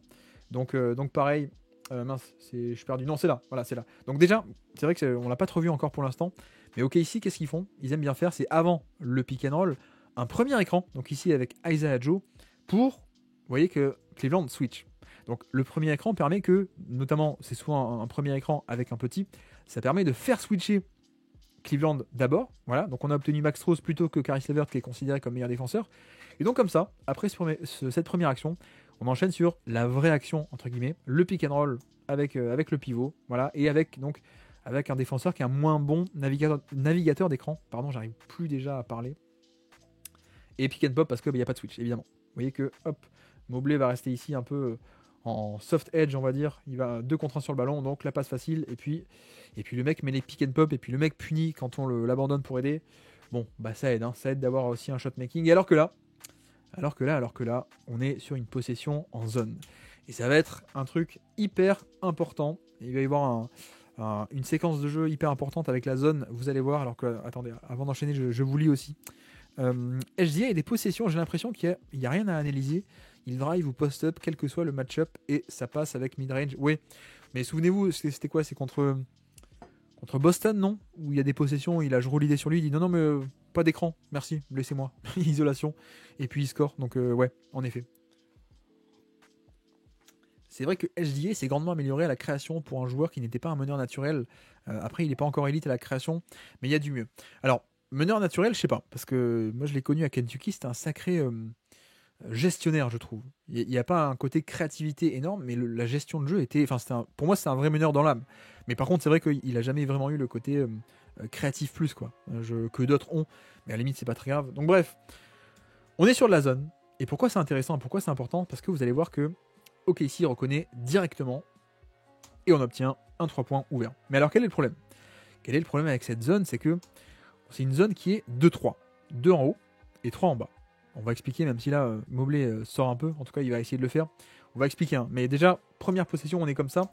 Et qu'est-ce qu'on avait dit aussi sur le premier match-up il y a 10 jours? C'est que quand Cleveland a fait cette zone, OKC a trouvé la parade assez rapidement. Ils ont même puni les Cavs pas mal de fois parce que les Cavs ont voulu faire cette zone dans le Money Time encore et encore et encore. Sauf que OKC avait trouvé la solution. Vous la voyez, la solution, elle est très simple. Une zone 2-3 avec 2 en haut, 3 en bas. Qu'est-ce que fait OKC? On met 3 joueurs en haut. Comme ça, on a ce surnombre 1, 2, 3 contre 2. Et à partir de là, les deux d'en haut peuvent pas tout gérer. Donc, pour l'instant, j'en dis pas plus. Peut-être on reviendra sur les images après. Mais vous voyez que ça permet de... Clairement, on a quelqu'un sur SGA et Mitchell, il est un peu partagé entre les deux. Est-ce que je sors sur Isaiah Joe de ce côté ou est-ce que je sors sur Wiggins de l'autre côté? Donc, première possession, hop, où la zone est appelée. OKC est prêt. Ça réagit direct et on obtient un 3 points ouvert sur l'aile. Donc, c'est parfait. Isaiah Joe le met. De l'autre côté, qu'est-ce que c'est? On a Mitchell qui est face à Alex Caruso, le pauvre. Hein. Quand il a pas Lou Dort, il a Caruso. c'est pas très gentil. Oui, 3 en haut. Bravo Bamzerito, t'avais deviné là. Exactement. Mais bon, bref, excellente position, ouais, je vous avais dit, hein. Carlson qui fait des bonnes positions défensives, à part une, ben là, voilà. Excellente protection de panier qui vient aider sur le drive où Mitchell dépasse Caruso. Il est là, il est en bonne posture, bonne position. Et ça contre. Donc ça, c'est parfait. On enchaîne Cleveland qui, eux aussi, hein, ils font la chasse au mismatch. Donc cette fois, écran posé par George Niang pour aller chercher Isaiah Joe. Ça switch de manière automatique. Sauf que, regardez, qu'est-ce que fait Mark Daigneault? Regardez ce qu'il dit. Regardez-le bien. Eh, vas-y. Alors, en français dans le texte, hein, mais il dit vas-y. Effectivement, en fait, ok, ici, concède le switch. Mais ensuite, là, ça fait genre que non, ok, on switch. Et en fait, non, c'est une prise à deux qui va permettre au mismatch Joe de s'échapper de ce match-up. Voilà. Vous voyez que je fais pause. Isaiah Joe est de nouveau sur quelqu'un qui n'est plus aussi dangereux. Donc en fait, on a un peu cette technique qu'on appelle du switch and double. Attendez. Comme ça, vous l'aurez. Switch and double. Double pour prise à deux. Voilà. voilà. Donc c'est l'idée de... On ne fait pas une prise à deux au moment de l'écran, parce que sinon, si là, imaginez les deux, ils vont sur Mitchell, notre ami Niang, il peut juste faire un pick and pop ouvert, tout seul. Donc, au niveau de l'écran, pas de décalage, on ne concède rien, sauf que Mark Daigneault, il dit, non, vas-y, le double, la prise à deux, et surtout, ce qui est intéressant, c'est que lui, il n'était pas sur Mitchell, il va sur Mitchell, dans la prise à deux, mais sauf qu'ensuite, c'est Isaiah Joe qui se barre, vous allez voir, Mitchell qui sort la balle, ok, pas de problème, et en fait, Niang, Caruso l'abandonne, SGA va compenser ici, voilà. Donc ici, le danger est compensé. Et puis, pareil, de l'autre côté, en troisième rideau, on a Carlson qui va venir dans le corner ici même, Wiggins qui va coulisser à l'intérieur, et Joe qui peut revenir donc tranquillement sur Caris LeVert. Voilà. Vous voyez que je détaille un peu lentement, hein, pour vraiment que vous voyez, mais si on met à vitesse réelle, vous voyez que c'est un balai très très bien organisé. Et c'est pas pour rien si on fait des prises à deux et que c'est exactement Isaiah Joe qui s'en échappe. Tout ceci est voulu. Et d'ailleurs, ça finit avec même un excellent close-out de la part de Carlsen qui force Max Strus à driver et ça fait marcher. Et voilà. Donc, si vous voulez un peu des exemples de coordination de collective de la part de cette défense d'OKC, non seulement coordination, mais aussi le côté agressif et polyvalent. Voilà. On a un mismatch, on arrive à le faire sortir. Isaiah Joe, on arrive à te faire te barrer. Bref, voici une autre possession, première possession du deuxième quart-temps. Qu'est-ce qu'on a? On a Jalen Williams qui va attaquer. Il va sur son spot, il prend le flotteur. Et ce qui est hyper intéressant ici, c'est déjà un premier écran, vous voyez, Lou Dort avec Caruso. Comme ça, hop, ça switch. Et donc, on a George Niang qui est obligé de switcher de manière automatique, qui va hop sur Lou Dort. Et donc, quand ensuite on fait la réaction, Jalen Williams qui fait le dribble and off, là, qui vient chercher la balle, c'est George Niang qui saute sur lui. Et donc, juste deux écrans, deux très simples, et on a un bon mismatch que Jalen peut attaquer. Donc ça, c'est le début. Et puis regardez surtout ce que fait Aaron Wiggins, qui c'est assez intéressant. Il va faire un écran, mais en fait, il va même pas faire un écran sur George Niang.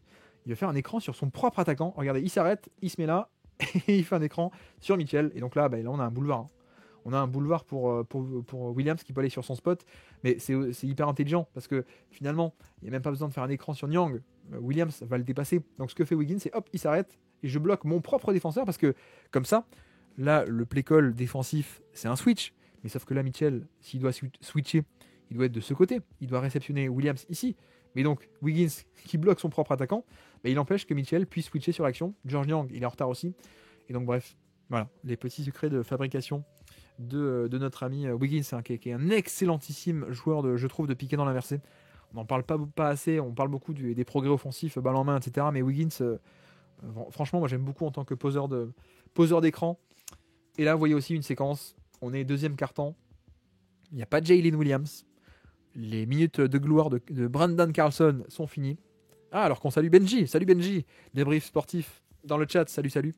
Et Malakos qui nous dit le meilleur Wiggins de NBA. C'est possible.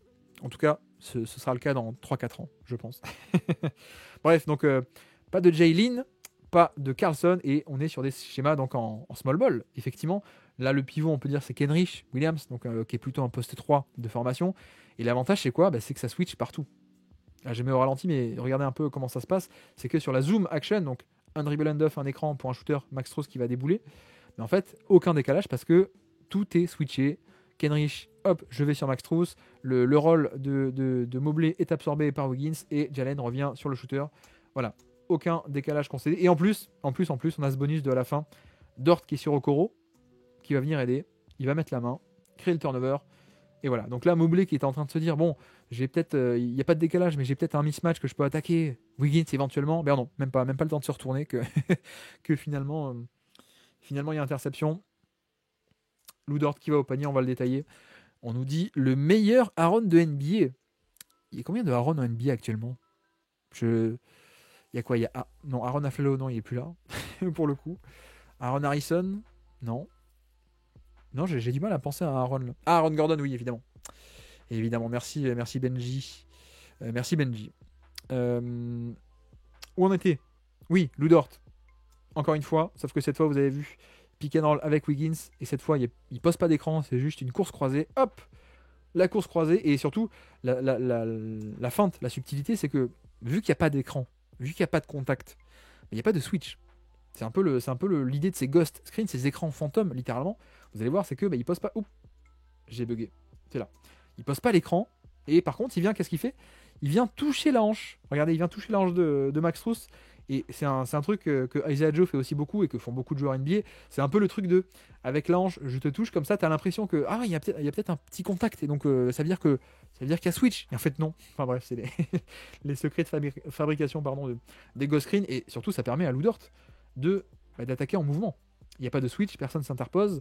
Il y en a un qui n'a pas switché parce que Michael se dit, non, c'est un ghost, donc je switche pas, il n'y a pas d'écran. Et par contre, Max Strus, il était en train de se dire, si, il y a écran, donc je switch. Et donc finalement, hop, boulevard. Bref, vous avez compris l'idée. Des drives, ça c'est un peu la recette magique de OKC, c'est les drives. Le voici, on attaque de l'autre côté. Kenrich Williams et ça switch. Voilà. Et donc là, on va commencer à avoir le contre-move que vont tenter les Cavs. Alors, petit quiz. On va voir si le Basket Lab, on fait bien notre boulot. Petit quiz dans le chat. Quel est le contre-move au switch? Quel est un des contre-moves au switch? Vous allez me dire qu'est-ce que Cleveland va faire? Non, en fait, c'est un prétexte pour boire et pour vous lire aussi. Des Aaron, ça compte pour le jeu des Aaron? Ouais, peut-être. Aaron Mackie? Non, ça compte plus, ça par contre. Parlant, comment il s'appelait le mec des... C'est Aaron Mackie, le mec des Warriors? Je sais plus. Bref. Ce qui est bien avec le small ball, il défend le ballon bas avant qu'il monte, un peu comme Russ quand il défendait sur Wemby. Oui, effectivement. Effectivement, oui, alors oui, bravo Bamzerito. Ce sont les écrans glissés, effectivement, vous allez voir. Donc, le switch, c'est je passe la responsabilité, je te passe la responsabilité. Donc, Heinrich va monter, prendre Mitchell, mais sauf qu'il y a ce très très court laps de temps où, en fait, Mobley est défendu par personne.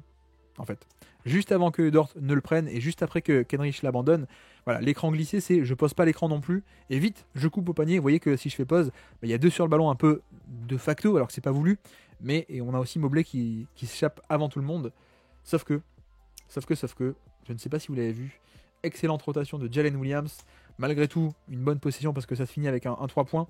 Mais il est ici, Jalen Williams, qui a fait un match défensif de très très haut niveau et notamment dans tout ce qui est protection de panier. Vous le voyez, ligne de fond. Et justement, lui, il va venir aider. Il est là en position. Là, il est bien en position pour empêcher un lay-up facile.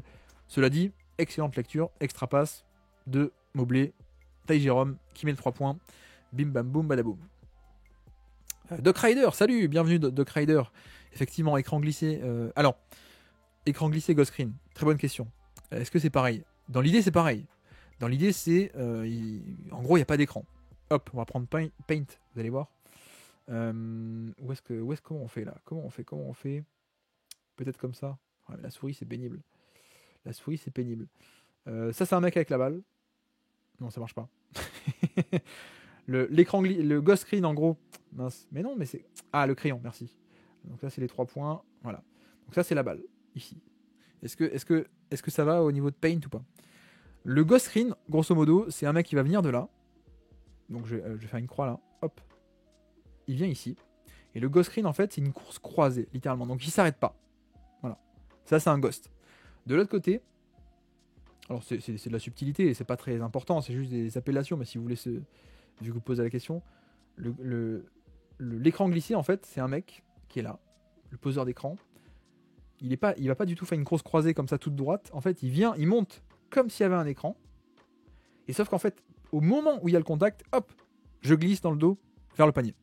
C'est un peu ça l'idée. Donc c'est peut-être, on peut le résumer très grossièrement, c'est une question de presque où est-ce que tu vas, quoi. Mais en gros, l'écran glissé, c'est je vais poser un écran et en fait non, je glisse au panier avant et donc comme ça là, tu as deux Gugus ici qui se retrouvent à défendre ici sur le ballon. Donc toi tu pars avant. Et le ghost screen, il y a un peu cette idée, vous voyez Isaiah Joe de, en fait je vais comme si je vais faire un écran ici, en fait non, je m'arrête pas, je continue. Voilà, juste grosso modo. Alors je regarde le chat, est-ce que ma séquence Paint a fait des ravages? La taille du curseur, ouais. Effectivement, je préfère les schémas de JJ Redick, oui ça je peux comprendre. La tablette pour dessiner les systèmes, incroyable, oui merci, j'espère que ça vous aura plu. Garincha, salut, bienvenue Garincha. J'arrive et il y a du Paint avec curseur géant incroyable. Bref, la taille du crayon, ouais bref. Où est-ce qu'on était? Bah, je ne sais plus. Mais là, on le voit encore une fois. Écran glissé, donc taille Jérôme, ici même. Regardez ce que fait Mobley. Hop, vite, je m'écarte avant de poser vraiment un contact. Hop, je m'écarte vite. Et comme ça, je reçois la balle. Le problème, c'est que cette fois, Aaron Wiggins, il était prêt, quoi. Il était prêt et il voit que ça s'écarte vite. Je mets la main, limite quasiment interception. Et en plus, Kenrich Williams qui s'interpose en second rideau, ici même. Donc il va venir aussi couvrir derrière. Et pourquoi? Parce qu'il défend sur Isaac Okoro. Donc clairement, on peut l'abandonner à 3 points. Il est pris en sandwich. Très bonne action malgré tout de Mobley pour le coup. Mais voilà, donc on a cet aspect de déjà Wiggins qui s'adapte. Et en plus, l'aide en second rideau qui a été parfaite. Hein. Et c'est aussi un moyen où vous voyez que... Un moyen où... Bah oui, c'est quand même très bien d'avoir un pivot pour la protection de panier. Parce que c'est ce poste-là qui classiquement a un peu les qualités et même la taille et l'envergure. Mais c'est vrai qu'on a des schémas qui peuvent aussi s'appuyer sur ce genre de protéger le panier avec des mecs comme ça qui défendent en second rideau. Je crois que l'exemple le plus parlant, c'est le Miami Heat de Dwayne Wade et LeBron. Clairement, le but du jeu, c'était de faire des edges dans le périmètre. Donc de dire, par exemple, à Chris Bosh de monter très haut, là, de faire des prises à deux, de faire de la pression sur le ballon. Et en fait, l'identité du Heat, c'était aussi d'avoir un Dwayne Wade et un LeBron qui sont deux des meilleurs de l'histoire en termes de dépassement de fonction, protéger le panier. Et voilà, et ça tenait aussi sur la capacité de Wade et LeBron à protéger le panier sur ses rotations. Bon, ok, ici, c'est pas Kenrich, c'est pas Wade ou LeBron, mais on a Jalen Williams qui fait du très bon dépassement de fonction là-dessus, qui est vraiment plus que juste l'ailier qui protège le panier, quoi. Il fait vraiment des trucs très très bien. Kenrich aussi, enfin voilà, il y a un peu tout le monde, donc ça tient aussi là-dessus, quoi. C'est aussi comme ça qu'on peut expliquer que finalement, il n'y a pas de pivot, mais on peut bricoler. Voilà, on peut bricoler pour protéger le panier. Petite action, oui, pourquoi? Parce que c'est Ty Jerome qui attaque Caruso. Et bon, il va au panier, il prend la faute. Parce que Ty Jerome est génial, quoi. Mais c'est vrai que, bon, à part cette action, je voulais aussi mettre l'action pour en parler, mais pas un grand match de Ty Jerome qui a été plutôt bien freiné. Et on sait que ça avait été un facteur X assez énorme, pour le coup, du match il y a 10 jours. Il avait été incroyable. Première mi-temps, il rentre, il fait 4-5 actions géniales. Et une dernière à la fin qui est loupée, mais ok. Et deuxième mi-temps, pareil, c'est Ty Jerome qui rentre et qui fait 4-5 actions de folie encore une fois. Donc voilà, c'était un énorme facteur X. Et au final, sur ce match-là, ça n'a pas été un facteur du tout. Guillaume, excellent sur Painta, merci. merci. Comment tu expliques que Ty Jerome, qui nous punissait lors du dernier match, a été autant annihilé? Je sais pas trop. Pour le coup. Parce que si tu te souviens, c'était vraiment beaucoup d'isolation sur le match la dernière fois. Et puis, moi, mon explication, c'est que qui est le pivot? C'est Kenrich. Et je me demande à quel point c'est fait exprès ou pas, ou c'est juste une coïncidence. Mais Ty Jerome était aussi excellent, souviens-toi, pour aller au panier sur des pick and roll. Je ne sais pas si je peux arriver à trouver les highlights vite fait, ou si c'est beaucoup demandé. Mais clairement, on avait un aspect où en fait, il s'arrêtait. Il est jamais allé vraiment au panier, pour le coup. C'était vraiment, c'était beaucoup de flotteurs un peu loin du panier, mais il les a tous mis. Mais voilà, il y avait un peu un aspect de le pick and roll. L'écran lui donnait ce mini décalage qui lui permettait d'aller en tête de raquette faire son flotteur. Et bref, là, je me demande à quel point est-ce qu'OKC a pas un peu fait exprès de basculer en switch all ou pas, d'ailleurs. Mais en tout cas, le fait est que c'était du switch all, donc il n'y avait pas ce côté un peu décalage facile, quoi, qu'il y a eu au premier match. Bref, on arrive sur la zone, une séquence hyper importante. On va détailler. Donc, on a expliqué la dernière fois le match il y a 10 jours. La zone de 3. Ok, donc 2 en haut, 3 en bas. Et OKC avait trouvé la parade en mettant 3 en haut. Ok, donc ça crée un surnombre. Mais sauf que Kenny Atkinson aussi, il a vu le match. Il n'y a pas que nous qui avons vu le match, évidemment. Et j'ai trouvé qu'il y avait déjà des ajustements sur la zone, notamment vous allez voir qu'il y a deux actions, il y a deux trucs. Les ailiers, ou les mecs en bas de la zone, là, dans la ligne de 3, ils vont être beaucoup plus agressifs pour sortir. Donc Okoro sortir haut sur l'aile et Max Strus sortir haut sur l'aile. D'ailleurs, vous voyez que, hop, Max Strus, il sort très haut, alors que le match il y a 10 jours, il était plutôt en bas, et c'était un peu aux deux en haut là, de faire le balayage sur l'aile. Donc ça, c'est le premier ajustement, c'est l'attitude des deux en bas, là, de Okoro et de Max Strus qui est différente. Vous voyez que c'est lui qui fait le balayage. Voilà, Okoro pareil de l'autre côté, hyper agressif. Et puis vous allez voir aussi que ça va se jouer aussi au niveau du pivot. Le pivot aussi, plutôt que rester en bas, c'est lui qui va venir s'impliquer sur les actions en haut. On verra ça tout à l'heure. Mais alors attendez, est-ce que je peux retrouver par rapport à tout à l'heure je sais pas où était la première position de zone. Non, c'est pas ça. C'était peut-être ça, non. C'est peut-être ça. Oui, c'est ça. Non. Non, c'est pas ça. J'essaie juste de trouver l'autre position de zone parce qu'on voyait déjà l'attitude des mecs sur les ailes. J'arrive pas, c'est pas très grave. C'est ça ou pas? Non, c'est peut-être celle-là. Non. Bon, c'est pas grave. Bref, surveillez aussi l'attitude des deux mecs sur les côtés là, qui vont faire le balayage plus haut que d'habitude et qui va permettre que c'est pas à Garland de faire ce balayage ici. Il y a les mecs sur les côtés qui montent. Donc ça, c'est important. Donc vous voyez que, par exemple, ici, le fameux surnombre, on l'a techniquement, on a 3 en haut contre 2 en haut pour les Cavs, sauf que cette fois, il y a l'aide qui vient ici. Donc c'est pas pareil. Donc là, il n'y a pas de décalage, c'est pas créé. Renversement, c'est pareil. Excellente rotation de la part de Okoro. Voilà, ça fait tourner, on n'arrive à rien. Encore une fois, vous voyez que la zone se déforme beaucoup plus en fait. On a ce côté où les mecs étaient dans le dunker spot, hop, ça monte plus haut, ça vient absorber. Voilà, donc la zone pour l'instant elle tient très bien, elle tient très bien. À la fin, on a un tir contesté de Caruso. Que se passe-t-il? Bon, voilà. C'était aussi l'histoire du match. C'est aussi le fait que, bah ouais, pas de chance, mais Caruso qui a mis un 3 points contesté alors que tu as une excellente position de zone. Et puis, regardez, ceci est une zone. Voilà, ceci est la zone 3-2. Sauf que ça n'a pas l'air. Mais parce que Jarrett Allen est ici, et on se dit, non, c'est du homme à homme. En fait, non, on est dans de la zone. Regardez, je laisse un peu dérouler, vous allez voir. Voilà, Jarrett Allen se remet dans la ligne de 3. C'est vraiment une zone. Mais sauf que, quel était le problème? C'est que le contre-move qu'avait trouvé OKC, c'était notamment de mettre 3 contre 2 en haut, mais surtout, la manière la plus simple de faire un 3 contre 2, c'était aussi de poser un écran.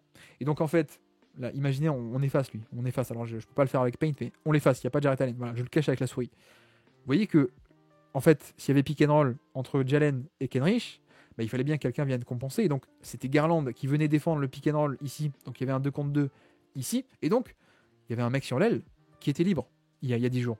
Alors que là, ajustement, la zone n'est pas pareille. On fait monter. Le mec qui est censé être en bas dans la ligne de 3, on le fait monter. C'est lui qui défend le pick and roll. Et ensuite, il va repartir. Hein. Mais c'est lui qui défend le pick and roll. Et comme ça, Garland peut rester sur le mec sur l'aile. Et donc là, en plus, si on fait pause ici, vous voyez que 3 contre 3, on n'a pas du tout l'avantage qui a été créé à l'époque, il y a 10 jours, avec les fameux pick and roll en haut de la zone de 3. Donc c'est pour ça que je vous dis, Kenny Atkinson aussi il a bossé. Hein. Vous voyez que l'attitude de Max Strus là, et Okoro, elle n'est pas pareille. Et l'attitude aussi de Jarrett Allen, elle est là. Donc là, on est vraiment sur de l'analyse de micro-détails de zone. Mais franchement, si on se refait un peu les séquences, d'ailleurs c'est dommage que je ne l'ai pas fait. Je n'ai pas sauvegardé les fichiers là, devant moi. Mais franchement, c'est assez évident qu'on a une attitude qui est totalement différente. D'ailleurs, pareil, regardez, hop, Okoro qui vient sortir très haut sur l'aile, plutôt que de laisser ça à Garland ici même. Voilà. Donc là, pas de décalage, on peut pas pénétrer. Voilà, on peut pas, on fait tourner. On pénètre, kick out, encore un 3 points contesté de Caruso. Et que se passe-t-il, mesdames et messieurs? 3 points contestés après une bonne possession de zone de Caruso. Ça fait splash. Voilà. C'est Cleveland qui a fait le bon ajustement sur sa zone. Ils doivent se dire mince. Bref, tiens d'ailleurs, c'est quoi? C'est Kamel l'Ancien qui me posait la question. Ouais, c'est ça. Regarde, qu'est-ce qui se passe? Pourquoi est-ce que Ty Jerome ça marche pas bien? On est sur un pick and roll avec Jarrett Allen. Ok, sauf que cette fois, il peut pas pénétrer ici en tête de raquette, faire son flotteur parce que ça switch. Voilà. Et là, Ty Jerome, il fait de la magie, mais c'est Ty Jerome, quoi. C'est pas un mec capable de passer Kenrich Williams, qui est un très bon défenseur on-ball. Voilà, il n'y a pas assez de création pure, mais j'ai quand même laissé l'extrait pour ça. Pour la passe, vous avez vu à la fin le Garland. Mais voilà, c'est aussi tout le truc, c'est que les 1 contre 1, c'est pas pareil. Pour un créateur de niveau moyen, une star, ok, une star, il n'y a pas de problème. Mais un créateur de niveau moyen, un écran, ça permet de créer un petit avantage, alors que le 1 contre 1, non, c'est pas pareil. Et puis voilà, la belle passe, vous l'avez vu. Hein. Magnifique passe de Garland, hop, qui a fait d'ailleurs un très gros match, hein, je trouve. Autant Mitchell n'a pas fait trop son match, autant Garland, j'ai trouvé vraiment excellentissime pour le coup. Donc voilà. Voilà, je surveille le chrono. Oh, on est à 1 heure, bon, ça va. On va même faire ça en 1h30, je pense. Pardon, je m'étouffe. Ty Jerome, une nouvelle fois, vous avez vu, ça switch. Donc pas de décalage, ça switch, ok. Mais c'est pas grave, on a prévu le coup. On fait un pick and roll sur Inel et regardez, on a un flare screen de la part de Dean White qui vient se mettre ici. Comme ça, quand on a le renversement de jeu, Caruso qui dézonnait un peu là, il dézonne pour boucher l'espace. Il est pris, hop, il est pris à revers. Ça donne un peu d'espace à Garland d'enchaîner. Il y va et il va mettre un très joli panier avec ce mini temps d'avance. Voilà, Garland pour le coup j'ai beaucoup aimé et on enchaîne avec le in and out de l'espace. Est-ce que vous l'avez vu là? Vous l'avez vu ou pas? Il enchaîne 3 actions incroyables. Regardez ce in and out. Je comprends pas comment Caruso. Enfin, c'est incroyable ce move. Et puis la passe à la fin complètement hors de contrôle, mais j'arrive juste assez à rester justement sous contrôle. Magnifique, 3 points verts. Bon, le problème c'est que c'est Isaac Okoro. Mais voilà, encore un tir de très bonne qualité créé par Garland. Hop, je bois un peu d'eau. Je vous lis. Pour moi, la différence majeure de réussite face à cette défense de zone, c'est qu'on a été en réussite à 3 points. Exactement, parce que si tu te souviens, la zone sur le match d'avant, c'était beaucoup de... ça pénétrait, quoi. On arrivait à casser la première ligne et à pénétrer. Et je crois qu'il y a eu 2-3 flotteurs de Hartenstein, il y a eu des lay-ups de Jalen Williams, il y a eu des trucs comme ça, quoi, pour le coup. Donc ouais, je suis d'accord. Parce que la qualité de tir, elle n'était pas si bonne que ça, mais le shotmaking a aidé. Bref. En sortie de temps mort, Garland, renversement de jeu. Ça va être un step-up screen. Alors attendez. Paint. Mince. Il est où le texte? Aïe, je suis pas un expert. Voilà. Step-up screen. Voilà, comme ça. Step-up screen, c'est quoi? C'est juste, on fait beaucoup de mouvements comme ça. Et le step-up, ça va être celui de Dean Wade. Hop, renversement, on redonne à Garland. Et l'écran qui arrive un peu comme ça, surprise, pour enchaîner. On y va. Et vous avez vu qu'on va cibler non seulement Isaiah Joe, mais en plus Jalen Williams qui est revenu sur le terrain. Donc non seulement ici un écran qui n'est pas posé, un écran fantôme. Donc Wallace se dit tiens ça switch alors que Isaiah Joe ne switch pas. Donc Garland a un temps d'avance et en plus, encore une fois, qui c'est qui est censé protéger le panier? C'est Jalen Williams. Vous avez vu à quel point il saute tôt, tellement il est pas bon. Il saute quand même beaucoup trop tôt, l'angle n'est pas du tout fermé et donc Garland c'est facile quoi, il prend la faute. Et donc voilà, on arrive, dès qu'il est sur le terrain, on le cible, le pauvre Jalen Williams pour le coup. On réenchaîne ce même pick and roll, mais cette fois l'écran est posé. Donc Garland avec Dean Wade, le voici. Cette fois l'écran, hop, on fait semblant qu'on pose l'écran de ce côté, mais on va de l'autre côté, regardez. Il fait ce qu'on appelle une Varejao. Alors Varejao, je ne vais pas l'écrire, vous le connaissez, c'est Anderson Varejao. Le côté, je change l'angle de l'écran, c'est pas ici, hop, je change au dernier moment, le voici. Et donc ça perturbe évidemment le switch. Est-ce qu'on switch? Qui c'est qui fait quoi? Qui prend quoi? Qui est où? Et donc pull-up ouvert à 3 points pour Garland, c'est magnifique. Voilà, quand même de bonnes choses côté Cleveland, malgré la défaite et la déferlante de 3 points. Et puis là, voilà, là c'est aussi pour ça que il vaut mieux que Ty Jerome y mette ses points, parce qu'il va aussi t'en coûter en défense. Je vous lis des messages. Ce que OKC fait, ça se transcrit facilement en playoff. C'est une défense sur demi-terrain d'élite. Je suis d'accord.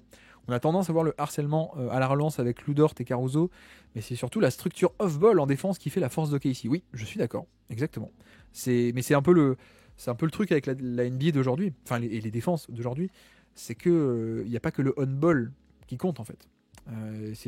Voilà, je vais pas le redire pour la millième fois, mais pourquoi Jrue Holiday au Bucks quand tu passes de Jrue Holiday à Lillard, ça marche moins bien, c'est parce que c'est pas que la défense on-ball, quoi. C'est aussi le fait que Lillard off-ball, il est pas très bon, quoi. Et en effet, et ça, je pense qu'il faut aussi en parler, mais OKC, c'est une équipe qui en fait a drafté et a développé des joueurs, mais ils ont surtout sélectionné des joueurs qui collaient parfaitement avec leur philosophie à la fois offensive, mais aussi défensive. Offensivement, c'est surtout le fait de dire non, nous des uber athlètes, on n'en veut pas forcément, ça ne nous intéresse pas, on veut surtout des mecs qui sont capables de jouer en mouvement, de faire des passes en mouvement, de shooter aussi, si possible, mais surtout le côté decision making en mouvement. Donc ça a été important, ils ont sélectionné des mecs à la draft et ils ont développé des mecs comme ça. Et surtout en défense, le jeu des possessions, et notamment par le playmaking défensif. Moi, j'ai sorti un podcast sur l'intersaison d'OKC cet été, avec un titre bien putaclic de Le secret de l'intersaison d'OKC. Pourquoi ils sont allés chercher Caruso et Hartenstein? C'était pour le jeu des possessions. L'un pour le rebond et les styles, c'est Hartenstein, et l'autre parce que c'était notamment le playmaking défensif, les styles de Caruso, quoi. Donc il y a aussi ce truc très en fait, d'aller prendre les joueurs qui correspondent à la philosophie de l'équipe, quoi. Et ça, je dirais pas que c'est unique en NBA, mais c'est un truc qu'ils font très très très très bien. Donc ouais, je suis d'accord que c'est pas que du on-ball, c'est aussi du off-ball, quoi. Et pour le coup, tu vois, Lou Dort, c'est très très sympa on-ball, c'est pas le meilleur off-ball, mais c'est pas grave parce qu'il est un peu compétent. Mais si je veux dire, si t'avais que Lou Dort dans cette équipe, t'aurais pas un niveau de compétence collective, à mon avis, à ce niveau, quoi. Mais j'ai des doutes sur leur attaque et leur niveau de création. Alors, la création, je sais pas. C'est vrai que les playoffs de Jalen Williams, c'était pas rassurant l'an dernier. Et même cette année, il fait pas non plus une grande saison en termes de création pure. Il a pas passé le step qu'on espérait peut-être, mais en même temps, il est très jeune encore. Après, moi, c'est surtout aussi le spacing. Parce que pour le coup, tu vois là, bon, là, Cleveland. Attends, j'ai les stats ou pas? Cleveland a mis aucun tir, quoi, sur ce match-là, si je ne dis pas de bêtises, on l'a vu tout à l'heure. Et Cleveland est à 27% à 3 points. Je pense que sur une série de playoffs, tu vas avoir des équipes qui vont quand même mieux shooter. Donc pour moi, il y a encore tout de même un peu cet aspect de à quel point est-ce que Lou Dort peut être jouable, à quel point est-ce que Caruso aussi, en tout cas les deux ensemble sur de longues minutes. Enfin voilà, à quel point on n'a pas trop parlé encore parce qu'on l'a pas vu, mais le combo Hartenstein avec Chet Holmgren, au final, quand tu as Hartenstein qui apporte plein de trucs, hein, je suis le fan numéro 1 d'Hartenstein, hein, on est d'accord. Mais effectivement, tu perds un peu le pouvoir magique de Chet, c'est-à-dire tu as un défenseur qui te permet d'avoir un 5 out en attaque. Donc voilà, je sais pas trop, mais je suis pas non plus hyper inquiet, je t'avoue. Je suis pas hyper inquiet. Je pense qu'ils peuvent tomber, genre, contre le mauvais match-up, genre un Dallas en feu, par exemple. Je pense que ça peut le faire. Ou alors, comment est-ce que tu vas gérer un Jokic si Denver est bon, en termes de défense, je veux dire. Mais ouais, c'est un peu. Je suis pas non plus inquiet du tout. Je pense qu'on est quand même sur le favori, quoi, pour le coup. Ou merci Bamzeritou qui nous dit Game 6 de Clay, ouais. Merci. Petit souvenir pour les fans, c'est très gentil. Jalen a beaucoup été ciblé, en effet. Mais les switches de Joe aussi, en effet. Il lui arrive de se louper là-dessus. Oui, totalement. Et même s'il se loupe pas, il est juste limité, quoi. Bref, de l'autre côté, qu'est-ce qu'on disait? Oui, il vaut mieux que Ty Jerome mette ses tirs parce que quand il les met pas. Enfin, de toute façon, qu'il les mette pas, il va se faire cibler. Et je vous ai épargné tout le troisième quart-temps où il est sur le terrain et il se fait mettre à mal. Et voilà, ça switch. Au début, ça switche pas, finalement, ça switch. Et on a Ty Jerome qui se fait punir. Bref. Voici pour cette action. De l'autre côté, on continue toujours les pick and roll entre petits. Hein, vous avez remarqué. Hein. Même action, cette fois, on va cibler un peu et Garland et Mitchell, si possible. Avec une action qu'on appelle. C'est un Spain, on peut l'appeler? Est-ce qu'il y a un écran? Non, c'est juste un leak. Bon, c'est pas très grave. En gros, on va cibler Mitchell. Voilà, on obtient le mismatch. Et puis, bim bam boum badaboum. SGA qui met le panier. Rien de plus à dire. De l'autre côté, c'est pareil. Il n'y a plus Jalen Williams, je crois. Oui, il n'y a plus Jalen. Donc, on va cibler quelqu'un d'autre. Ça va être Isaiah Joe. Le voici. Et encore une fois, vous l'avez vu, la prise à 2 qui permet que Isaiah Joe se retrouve en dehors du danger. Voilà. Là, on fait pause. On est en fin de possession quasiment. Il n'y a plus de décalage. Chacun est sur son attaquant. Et Isaiah Joe est de nouveau sur un mauvais attaquant. Et donc, comment est-ce qu'ils font ça? C'est que, encore une fois, hein, au moment de l'écran, on switch. Voilà. Pas de décalage offert sur l'écran. Par contre, il y a la prise à 2. Le switch and double. Et en effet, prise à 2. Voilà. Jalen qui arrive. Et lui, Jalen, il arrive. Il va rester. Et Isaiah Joe, il se barre. Voilà. Et là, encore une fois, 2 sur le ballon. Et donc, voilà ce qui compense. Wiggins qui compense. SGA qui compense. Et comme ça, tout un système de rotation. Et Isaiah Joe se retrouve de nouveau caché dans le corner. C'est quand même des schémas assez incroyables, quoi, pour le coup. Et je crois que malgré tout, la voici. Garland qui arrive tout de même à mettre le tir à la fin. Vous avez vu aussi peut-être le côté la next defense. Là encore, Jalen hyper agressif. Garland qui peut pénétrer. Et sauf que Isaiah Joe va venir s'interposer. Et Jalen va revenir sur le shooter. Donc le peel switch, encore une fois, on le voit. Hein, c'est la possession défensive est excellentissime. Entre le switch and double plus la next defense à la fin. C'est juste que Garland, il fait un bon match. Voilà la défense d'OKC. J'ai beaucoup parlé, je commence à perdre ma voix. En dehors de notre réussite à 3 points par rapport à l'adversaire, ce qui me fait notre force, c'est d'avoir compensé la faiblesse au rebond. Je suis d'accord, ouais. Par les pertes de balles provoquées. Oui, et puis je pense que Hartenstein, une fois que tu auras Chet, tu pourras redéployer Chet en mode protecteur de panier sur pick and roll et tout. Et tu auras Hartenstein qui va aussi aider beaucoup au rebond, offensif et défensif à mon avis. Donc voilà. Pipa qui nous dit exact. Alors ça doit être par rapport à ce que j'ai dit. Les playoffs, c'est vraiment un autre basket. Je pense qu'OKC avec un shooter d'élite de plus en sortie de banc, ce serait bien. Pour rajouter du spacing, typiquement, je ne sais pas comment ils vont battre Dallas sur une série. Si le niveau de création sur demi-terrain n'est pas suffisamment élevé, Dallas peut sanctionner sur des jeux, des possessions. Ouais, c'est ce qu'ils ont fait, hein, souviens-toi l'an dernier, avec le rebond offensif. Dallas qui n'est pas une équipe qui va au rebond offensif. Et pourtant, ils ont pilonné toute la série. C'est une stratégie, hein, c'est fait exprès. Ils sont allés beaucoup au rebond offensif pour punir un peu le côté Chet est léger et pas bon rebondeur. Ou alors, Chet est dans le périmètre sur un switch. Donc, ouais, c'est possible. Et je crois que le pire match-up, c'est Denver, en raison de Jokic plus Murray. Ouais, en effet, disons que maintenant que tu as Hartenstein, je me fais moins de soucis par rapport à Denver et Jokic. Parce que tu as un peu cet aspect de. T'es plus obligé de faire comme l'an dernier, automatiquement des prises à deux qui sont un peu risquées. Là, je pense qu'Hartenstein, il y a des fois, tu pourras te dire, bon, on peut tenter au moins de l'avoir à 1 contre 1, ou en tout cas d'avoir Hartenstein à 1 contre 1, plus derrière, t'as Chet Holmgren qui peut aider. Voilà, ça peut le faire aussi, alors que là, on voit juste c'est mince. Ici même, pas d'écran, juste SGA qui va attaquer au coro. Voilà, tranquille, je vais au panier. Bon, rien à dire, hein, c'est le MVP, on peut le dire ou pas, ou c'est trop tôt? Je pense qu'il va être élu MVP, personnellement. Et là, on a aussi un bon exemple. Je voulais laisser cet exemple parce que ouais, on se dit, mais pourquoi est-ce que ça switch de manière automatique, c'est piqué dans entre petits, et pourquoi est-ce qu'on offre le mismatch facilement? Regardez Mitchell qui ne va pas switcher. Un écran de piqué dans entre petits, écran de Isaiah Joe. Mitchell qui ne switche pas sur Jalen Williams. Donc que se passe-t-il? Le pauvre Caris LeVert, il est affecté par l'écran. Ok, donc il est un peu en retard. Pas de switch, ça veut dire décalage quelque part. Et donc là, c'est décalage devant lui, devant Jalen Williams. Voilà pourquoi on aime bien aussi switcher de manière un peu automatique. C'est que si tu le fais pas, mécaniquement et même par définition, si tu ne switches pas, tu offres un décalage quelque part. Et donc là, le décalage, c'est que l'autre défenseur est en retard. Et donc Jalen peut aller sur son spot. Et donc voilà. Et puis de l'autre côté, hop, là encore, pick and roll entre petits. Vous voyez que Cleveland, on n'arrête pas de le faire. Hein. Là, on attaque Isaiah Joe. Ici, on attaquait Isaiah Joe. Je remonte les possessions. Hein. Ici, on attaquait pick and roll entre petits Isaiah Joe. Voilà, vous voyez quand même une récurrence. Cleveland, ils ont ciblé soit Jalen, soit Joe. Voilà. Mais ça, c'est classique dans la NBA d'aujourd'hui. Et ce que j'aime bien ici, c'est le côté où l'écran est posé assez haut finalement. Dean Wade qui pose vraiment l'écran en plus. Donc ça permet d'avoir un vrai switch. Ici même. Voilà, pose l'écran et surtout il arrive lancé avec beaucoup d'espace dans le dos. Et donc, Joe il peut rien faire quoi, pour le coup. Donc voilà. Contre Dallas en PO, ils n'étaient pas fait manger sur les rebonds. Si, exactement. Exactement, on a parlé de sarcasme. Et Bamzerito, ouais. Donc Bamzerito qui balance des bêtises, effectivement.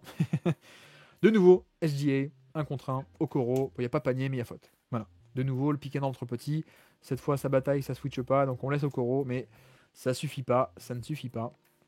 Ah oui, pardon. J'ai oublié de parler d'un truc assez important sur ce match-là. Regardez, qui est sur le terrain? Est-ce que vous voyez un truc bizarre ou pas? Le premier qui trouve, il a une récompense. Je ne sais pas laquelle. Il a une récompense. Qu'est-ce que vous voyez actuellement sur le terrain? Que se passe-t-il? Est-ce qu'il y a un truc bizarre ou pas? Je me demande qu'est-ce que je peux faire offrir. Pardon. Je n'ai pas de mug, le Basket Lab. J'ai pas de t-shirt, le Basket Lab. J'ai pas de Pims. Je ne sais pas, j'ai aucun produit dérivé. Qu'est-ce que je pourrais vous offrir? 10 joueurs, bravo Bamzerito, mais c'est pas ça. C'est pas ça la particularité. Un arbitre, non, c'est pas ça non plus. Non. Pas de 5 pour Cleveland, exactement. Small Ball, exactement. Imad TV aussi.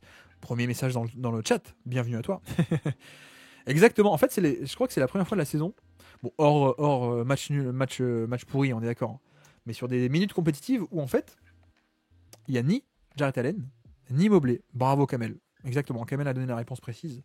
Exactement, il n'y a ni Mobley, ni Jarrett Allen. Mais pourquoi? Justement, on l'a vu, je ne l'ai pas précisé tout à l'heure là. Vous voyez, quand on va cibler Isaiah Joe, mais pourquoi il n'y a ni Mobley ni Allen? Parce qu'on veut un spacing parfait. Et donc, c'est la première fois, je crois, que sur des minutes un peu compétitives, on n'a ni Jarrett Allen ni Evan Mobley. C'est pour avoir un maximum de spacing. Parce qu'en fait, ce switch-all donnait tellement de problèmes, on n'arrivait pas à scorer, qu'on a été obligé, Kenny Atkinson a joué la carte de non, on y va full attaque. C'est pas grave, tant pis. D'habitude, on aime bien avoir ce côté où. Mince, ça, on l'a déjà vu. On aime bien avoir l'aspect de. Soit on a toujours soit Mobley, soit Jarrett Allen, ok, notamment pour la défense, mais pas que. On arrive un peu à décaler les minutes. Je suis allé un peu trop loin. Mais voilà, je crois que c'est une des premières fois ou la première fois de la saison que je vois Dean Wade en poste 5 et ni Jarrett Allen ni Evan Mobley. c'est quand même assez notable. Et ça a eu une répercussion qui est assez énorme, c'est que Cleveland et Clean Atkinson font ce choix pour l'attaque et pour mieux punir les switches, et ça a plutôt pas mal marché. Mais l'autre conséquence, c'est la défense. Donc en l'occurrence, regardez, isolation, il n'y a pas d'aide au deuxième rideau. Voilà. Si je remonte aussi, c'est quoi? C'est ici. Voilà, c'est pareil. Pick and roll entre petits, mais il n'y a pas Mobley, il n'y a pas Allen qui va aider. Je crois que c'est ici aussi. Il va attaquer. Pourquoi est-ce que SGA attaque sans écran? Il va au panier. Et pourquoi le panier est libre? C'est qu'il n'y a ni Jarrett Allen ni Evan Mobley. Vous voyez? Donc le premier compromis, ça a été la défense. Exactement, sarcasme. Premier compromis, ça a été la défense dans ce line-up. Ils ont fait le choix de l'attaque, mais pas de défense. Et puis l'autre, je vous l'ai montré. Il est ici, dans les stats. Au final, Cleveland n'a pas pris tant de rebonds que ça. Et ouais, forcément, sur les minutes où tu n'as ni Jarrett Allen ni Evan Mobley, ouais, tu vas être encore moins bon au rebond, surtout quand le seul intérieur, c'est Dean Wade qui va être dans le périmètre à prendre des 3 points. Donc, vous voyez que paradoxalement, la faiblesse du switch, c'est le rebond. Mais sauf que le switch était tellement étouffant que Cleveland a dû passer en mode attaque, mais en mode attaque spacing, qui, paradoxalement, donc, a été des line-up qui pouvaient un peu moins, même beaucoup moins, appuyer sur la faiblesse du switch, le rebond. C'est quand même hashtag les vases communicants. Merci, bonsoir, c'est voilà.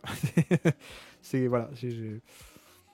La tactique, c'est quand même cool. C'est quand même cool. Et quand on a affaire à 2 coachs de très haut niveau qui savent ce qu'ils font, c'est génial. Voilà. Et là encore un autre exemple de. Ça y est, ils sont rentrés sur le terrain, les titulaires, grosso modo, pour les dernières minutes de la première mi-temps.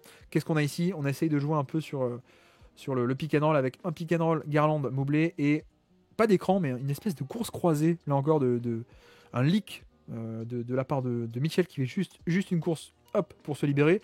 Quel est le but en fait? C'est que on va mobiliser des défenseurs. Pardon.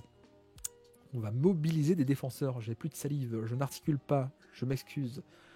Sur le ballon et on espère que Mitchell va s'échapper pour le 3 points là, un peu tout seul.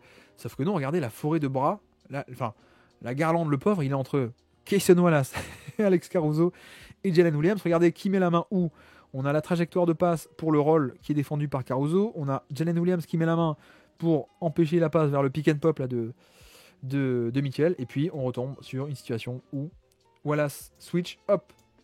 Voilà, pas de décalage. C'est quand même assez génial. Première action de la deuxième mi-temps. Bon, ça va pas durer longtemps. Il y a juste quelques actions. Qu'est-ce qu'on fait? Première action pour OKC. Pick and roll entre petits. On va cibler Garland. Vous voyez qu'on implique... là encore, on en a parlé tout à l'heure, mais la question des match-up. Mitchell se retrouve de facto sur Jalen Williams. C'est voulu, mais c'est voulu parce qu'on veut que Mobley soit off-ball sur Cason Wallace, parce qu'on veut que Jarrett Allen soit sur Jalen Williams, parce qu'on veut que Dean Wade soit sur SGA, et donc il y a ce match-up. Donc OKC va l'attaquer. En plus, ils arrivent à impliquer Garland avec un pick and roll où Garland doit défendre, mais surtout, donc Williams attaque dans l'espace. Regardez ce qui se passe sous le panier, l'écran de SGA qui va venir bloquer le Lomen, il va bloquer Jarrett Allen. Non, toi tu vas pas pouvoir aider au panier, regardez, hop, je te bloque, et comme ça, ligne de drive, personne qui peut protéger au panier. Voilà, j'ai beaucoup aimé ce petit système. Bon, malheureusement en plus, rebond offensif, 3 points. Voilà, vous avez compris comment ça va. Vous avez compris l'histoire de ce match, grosso modo. C'est que même sur des possessions où ils prennent pas le tir au panier, il y a quand même le rebond, mais voilà. J'aime bien moi, ce petit... ça arrive parfois, c'est pas si fréquent, cet aspect d'un mec qui vient bloquer le protecteur de panier adverse, mais ça arrive parfois. C'est des petits systèmes que je trouve très rigolos, toujours. Ça, c'est cool. Le QI basket défensif de Wallace m'impressionne de plus en plus, malgré son déficit de taille. Je suis d'accord.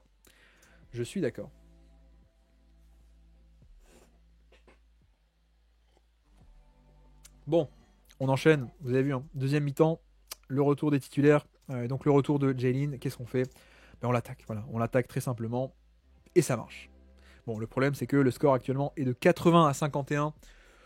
Donc voilà, c'était déjà un peu plié, mais un peu plié comme dirait Gilles Boulot. Mais effectivement, Cleveland recommence. Dès qu'il y a Jalen, on l'attaque, ça marche. Jarrett Allen, encore une fois, ça marche. Et de l'autre côté, on essaie d'attaquer les petits, quoique même pas, juste SGA, drive and kick et Lou Dort. Voilà, je crois que je voulais laisser un peu pour ça, aussi pour le côté shot making. Et voilà. Effectivement, il y a des matchs comme ça, Lou Dort il les met, tu peux rien. Tu peux rien faire. Et puis là encore, Jalen Williams qu'on va cibler, alors pas sur le pick and roll, pas sur l'écran, mais on va le cibler en tant que l'omen, en tant que l'homme proche du panier. On sait qu'il est nul en protection de panier, tout autant qu'en pick and roll, donc on le fait, on l'attaque. il est nul. Alors je crois qu'il y a un petit coup de genou aussi de Garland, mais bref, ça fait quand même de lancer franc. Bon, ça c'est juste pour le plaisir des yeux. En transition, il y a le mauvais match-up, il y a Garland qui se retrouve sur FGA. Et donc que fait FGA? On va un peu mettre au ralenti, vous allez voir le spin move de l'espace et qui va être rendu possible. En fait, pourquoi est-ce que ça marche? Regardez les... Bon, spin move, d'accord. Mais la taille et la longueur, c'est ça le secret de FGA. C'est un peu cet aspect de n'importe quel petit peut faire le spin move s'il veut, aussi rapidement, aussi coordonné, ok. Mais l'avantage de FGA, c'est qu'il fait le spin move et ensuite il ressort. Bah, le ballon, il est par-dessus Garland, quoi. C'est vraiment le... Au-delà même du côté, on peut s'émerveiller d'un point de vue scouting. Hein. Moi, c'est pour ça que j'ai adoré un peu. Alors, le potentiel score était très lointain, mais il y avait des séquences, des flashs comme ça, de finition au panier avec ses bras interminables. Donc, on peut s'émerveiller sur le scouting, mais juste l'aspect de. Comment dire? La moindre petite erreur, le mauvais match-up en transition, il est puni directement. Bref, de nouveau, bon, Cleveland attaque Jalen. On a compris l'histoire, c'est la fin de 2 derniers clips et puis c'est fait. Encore une fois, on attaque Jalen Williams, on a compris l'idée. De nouveau, la passe. Excellente rotation là. Enfin, excellente. Rotation de la part de Jalen Williams sur Jarrett Allen, mais je crois qu'il va y avoir une faute à la fin. Mais je suis pas sûr qu'il y ait faute en vrai. Hein. Je suis pas sûr qu'il y ait faute. Meilleur Edouane, mais voilà, encore une belle rotation. Et puis, bon, dernière action, est-ce qu'on la décrit ou pas? Ah oui, si, pardon. C'est un joli petit système en sortie de temps mort de la part de Kenny Atkinson. On peut finir là-dessus. Je voulais finir sur une bonne note pour Cleveland. Un double drag, double écran ici.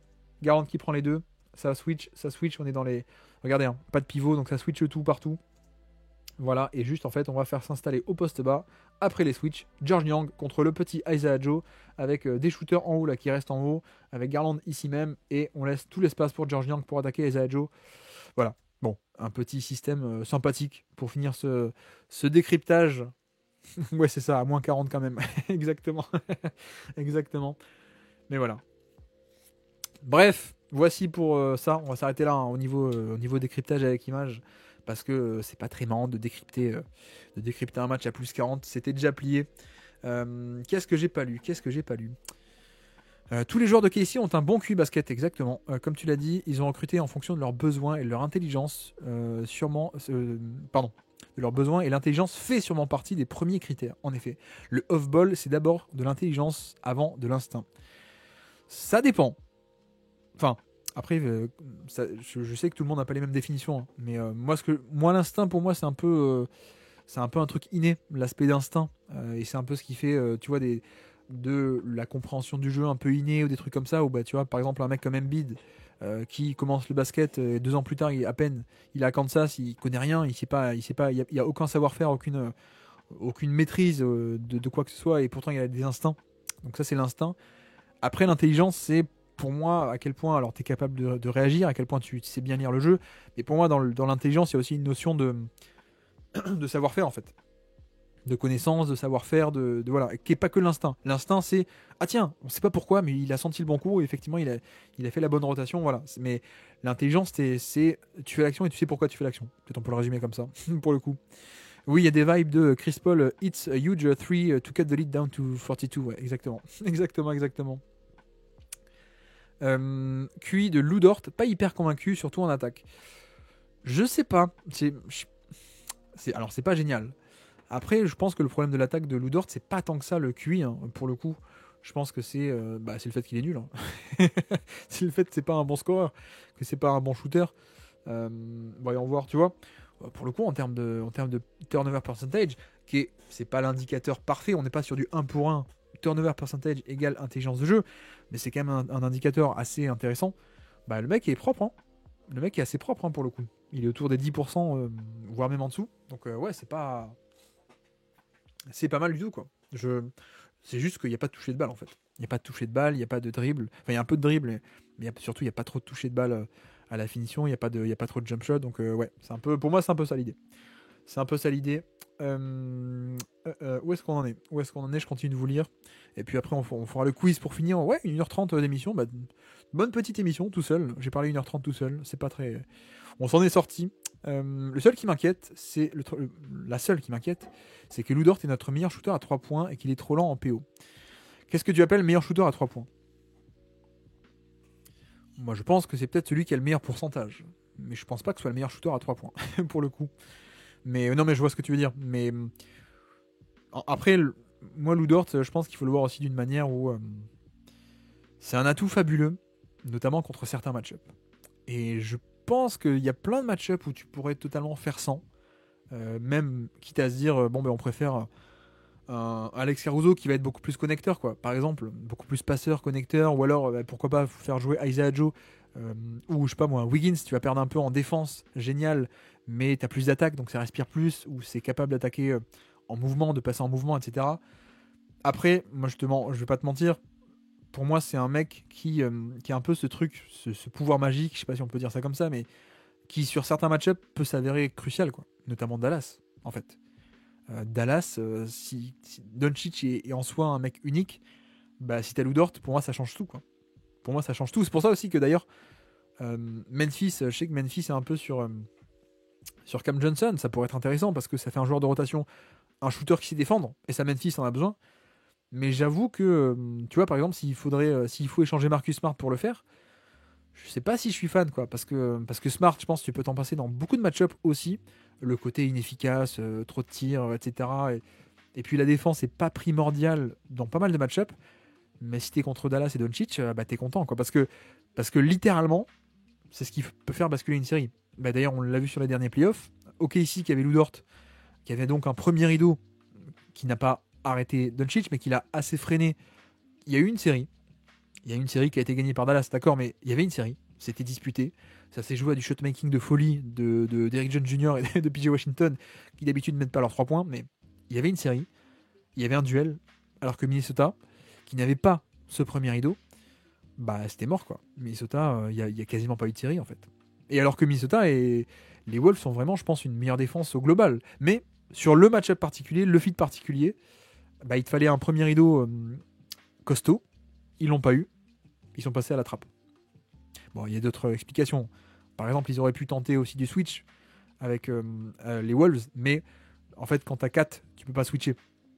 Donc, l'incapacité de Kat et de Conley d'ailleurs aussi à switcher fait que tu pouvais pas tenter de dire bon, ben, on va pas laisser Doncic pénétrer, on va faire des edges, on va faire des switches avec Gobert qui va switcher et puis voilà. Non, mais voilà, c'est plus complexe que ça. Mais je veux dire, le Dort pour moi, c'est pas si anodin que ça, quoi. Si ça se trouve, tu fais un run de playoff, il va jouer 15 minutes par match et puis voilà. Et si ça se trouve, tu tombes contre les Mavs et t'es content, quoi. Complètement d'accord avec Dort.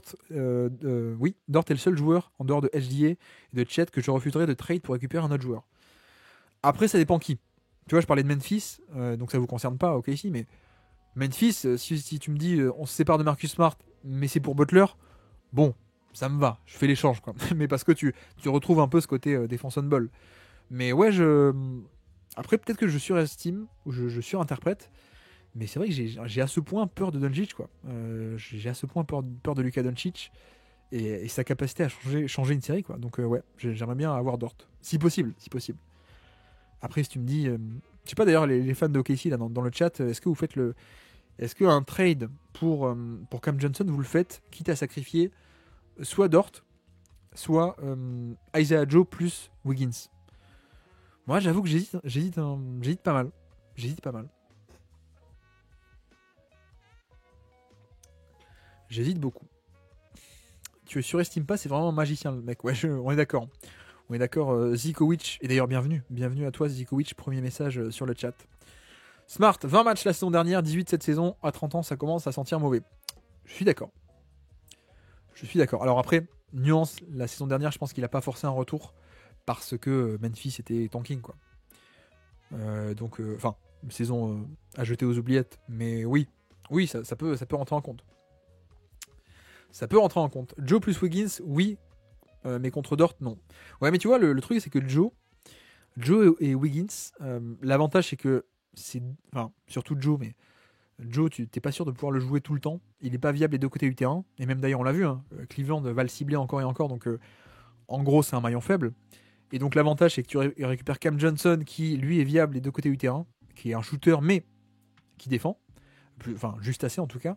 Donc, ça, c'est cool. Après, ce que j'aime bien avec le fait de ne pas faire le trade, c'est que tu gardes en profondeur, quoi. Tu gardes en profondeur d'effectifs avec les profils aussi différents de Isaiah Joe et Wiggins, qui sont deux profils différents qui peuvent servir à deux trucs différents aussi. Le shooting,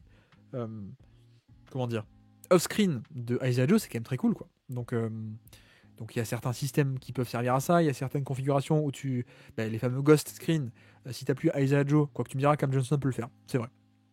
Mais voilà. Après, j'ai pas envie d'échanger Wiggins peut-être, mais bref. On peut s'arrêter là sur ce match et on finit avec le petit quiz, si ça vous dit. Je vais pas jouer avec quelqu'un, mais je vais jouer avec vous. Avec vous, le chat, c'est à vous à jouer. On peut jouer au J'ai joué avec, si ça vous dit. Donc, comme tous les soirs, le J'ai joué avec, qu'est-ce que c'est ? Il y a un joueur mystère. Je vais vous énumérer ses coéquipiers en carrière. On va partir du numéro 50 jusqu'au numéro 1. Et vous devez deviner le plus tôt possible. Est-ce que vous êtes prêts pour le J'ai joué avec ? Est-ce qu'il y a encore des gens pas endormis sur le chat ou pas ?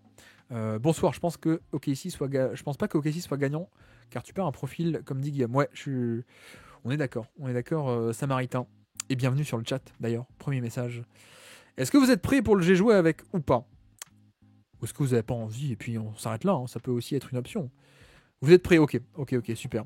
On y va alors. Le joueur mystère.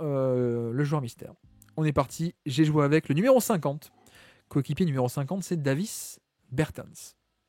Il a joué 48 matchs avec Davis Bertans. Voilà, le numéro 50, coéquipier, le 50e coéquipier le plus fréquent de notre joueur mystère. Davis Bertans. Numéro 49, Terence Davis. Est-ce que vous savez qui est Terence Davis ? Est-ce qu'il a encore une NBA d'ailleurs ? Non, il n'y est plus. Il n'y est plus depuis 2 ans d'ailleurs. Terence Davis, numéro 49. Numéro 48, c'est Kessler Edwards. 51 matchs. Kessler Edwards. Numéro 47, c'est Rui Hachimura. Rui Hachimura, il a joué 53 matchs avec Rui Hachimura. Il a joué aussi 53 matchs avec Taurean Prince. Et puis aussi 53 matchs pile avec Bradley Beal. Hachimura, Taurean Prince, Bradley Beal. 47, 46 et 45. Nous avons en 44 un certain Alan Williams. Mais qui est-il, cet Alan Williams ? Il a 67 matchs au compteur en carrière. Donc c'est un peu un journeyman. Donc bref, Alan Williams. En 43, nous avons Raoul Neto. Nous avons Raoul Neto en 43. Nous avons Dwayne Dedmon en 42. Dwayne Dedmon. Nous avons Damian Jones en 41. Il a joué avec Damian Jones en 59 matchs. Garrison Matthews. 60 matchs avec Garrison Matthews. Normalement, vous pouvez faire le lien. Où était Garrison Matthews ? Où est-ce qu'il a un peu émergé en NBA ? C'était à Washington. À Washington, donc avec Bradley Beal, Hachimura, etc. Vous aurez compris d'ailleurs. 61 matchs, 39e, c'est Russell Westbrook. Voilà, donc je pense qu'on part sur quelqu'un qui a joué un peu à Washington. On a John Luer, 38. Robin Lopez, 37. Troy Daniels, 36. Josh Jackson, 66 matchs, 35. Voilà, donc il y a peut-être un peu de Phoenix, hein, je pense qu'on peut le dire, puisque Josh Jackson n'a joué que à Phoenix, grosso modo. Quoique non, c'est vrai qu'il a fait une petite pige Memphis, petite pige Détroit. 12 matchs aussi à Sacramento, mais je vous confirme que c'est Phoenix. John Collins, 34e. Où est-ce qu'il aurait pu jouer avec John Collins ? Alors là, c'est moi qui hésite. Où est-ce qu'il a joué avec John Collins ? Très bonne question. Ah oui, c'est bon, je l'ai. je l'ai. Et alors que nous avons un gagnant dans le chat, donc on peut s'arrêter là. Nous avons un gagnant. Bravo, Samaritan, c'est effectivement Alex Len. Bravo, immense bravo. Je ne sais pas comment tu as fait pour le trouver aussi vite. Dis-nous ton secret. Comment tu as fait ? Et avec quel joueur tu as réussi à identifier Alex Len ? Je suis assez impressionné pour le coup, parce que tu l'as trouvé assez tôt. Franchement, GG. Il y a des GG qui pleuvent dans le chat. Ça m'intéresse. Oui, alors, non, c'est pas Ishmis, mais effectivement, Ishmis, ça pourrait être un bon quiz. Ou un mauvais, parce qu'il a été partout. Mais effectivement, c'est Alex Len. Donc, on dit bravo à Samaritan. Excellente réponse. Et donc, on se finit avec le top 10, si vous voulez bien. Alex Len, qui sont ses coéquipiers ? Ces 10 coéquipiers les plus fréquents de Alex Len. Je vous attends. Direct identifié Kings et Wizards. Oui, bravo. Effectivement, c'était la bonne chose à faire. Donc, le top 10. Le top 10, est-ce que vous savez qui sont les coéquipiers les plus fréquents de notre ami Alex Len ? Bravo, même lui, il se souvient plus de ses coéquipiers, je pense, dit Garincha. Oui, c'est pas fou. Effectivement, Devin Booker est deuxième, nous dit Eric Spochetron. Devin Booker, 191 matchs. Exactement. Donc deuxième. J'avais oublié les Wizards perso. Oui, il est passé aux Wizards. Du coup, ça devait être 2021, puisque Westbrook, Bradley Beal, etc. Fox, bravo Bamzerito. Fox est 6ème, 148 matchs. Bravo. Michael Bridges, alors attends, contrôle F, Michael Bridges. Non, c'est pas le. Non, Fred, ça marche pas. Il était à Phoenix avant ça. C'était l'époque avant. C'était l'époque mi-2010 en fait. Pour notre ami Alex Len, hop. Je vous aide un peu puisque c'est un joueur un peu obscur. Hein. Je vous mets le parcours. Il fait du Phoenix, il se fait drafter. C'est la fameuse draft 2013 qui est nullissime. Et lui, c'est un prospect. Je pense que dans une draft normale, il est 20ème. Il a été drafté quoi 5-6, je crois. Ouais, 5ème pick à Phoenix. Bon, le problème, c'est qu'il arrive dans une équipe qui est censée être nulle, mais qui fait les playoffs directement. Donc voilà, il n'a pas trop joué à Phoenix. Il a mis un peu du temps à s'imposer et avoir des vraies minutes. Et de toute façon, il n'a jamais eu des gros temps de jeu titulaire hein, pour le coup. Phoenix fait un peu une pige à Atlanta, justement. Atlanta aussi, saison 2020. Et il est échangé. Du coup, il est dans l'échange de Dedmon. Je crois qu'il y a que moi qui s'en souvient, peut-être. Mais il est dans l'échange de Dedmon qui avait signé à Sacramento en free agent et qui est échangé donc à Atlanta juste avant le Covid. Donc voilà. Il fait du Toronto, Washington. Ouais, voilà, 2021 Washington. Et puis Sacramento depuis Mike Brown, je crois, grosso modo. C'est à peu près l'idée. Donc, le chat. On nous dit du Bledsoe. Bledsoe, oui. Bledsoe est 5ème. Bledsoe, 177 matchs. Bravo, bravo Samaritain. Maurice, il me faut un prénom. Il me faut un prénom. Je n'en dirai pas plus. Bon, t'as compris. Malakos nous dit Dragic.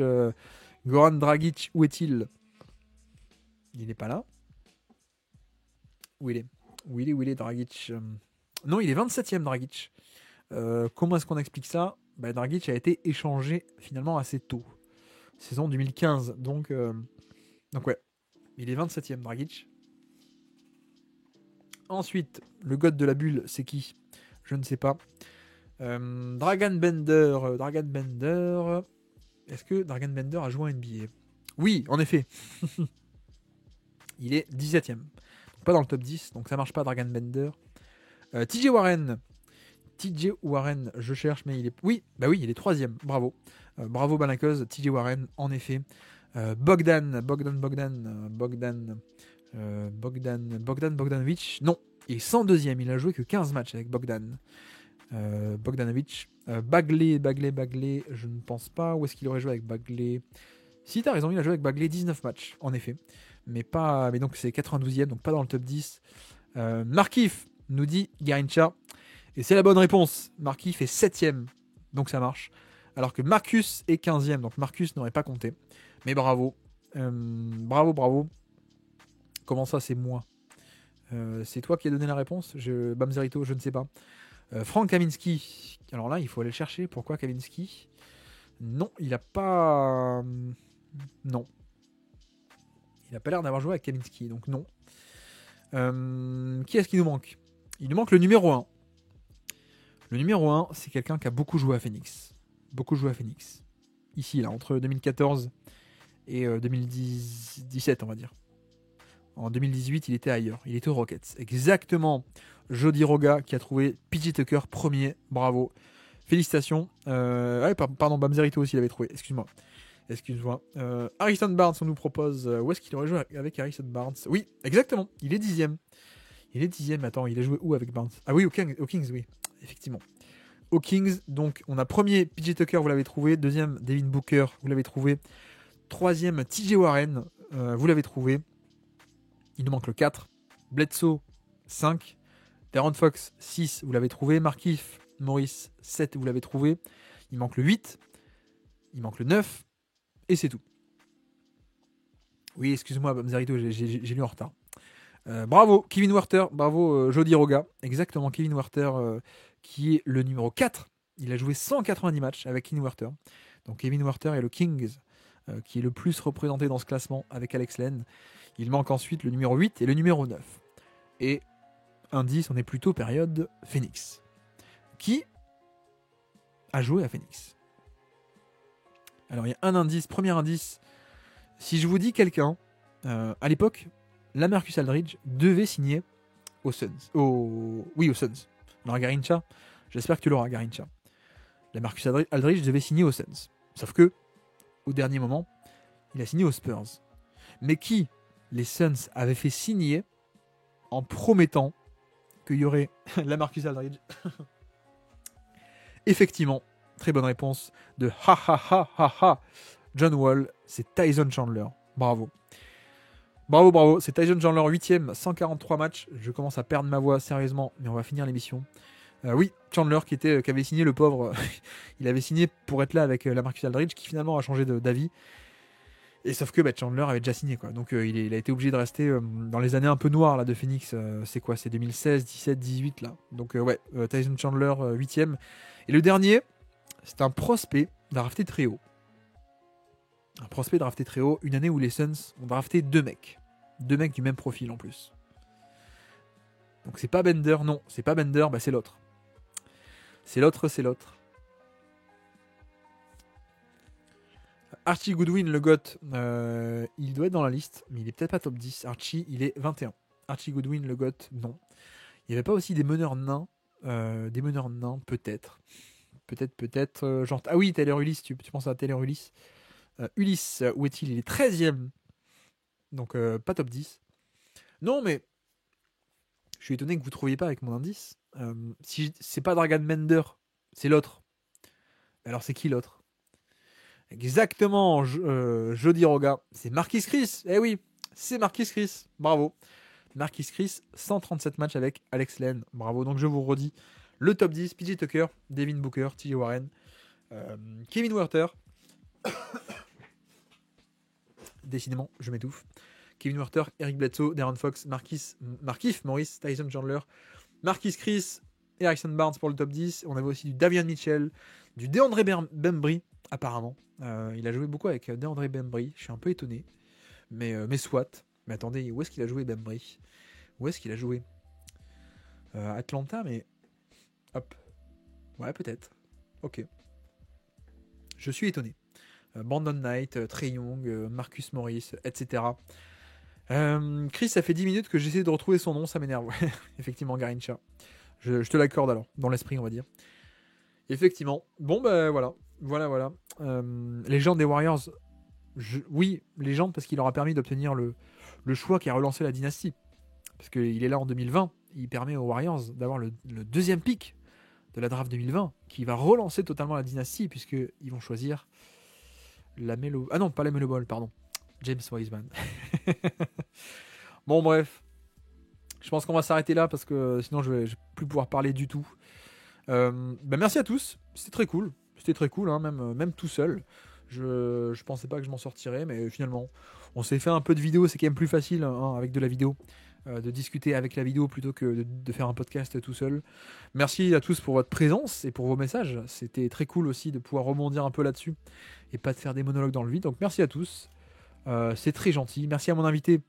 Mais sauf que non, il n'y avait personne aujourd'hui. Bref. Merci à tous, c'était très cool. On se dit à lundi.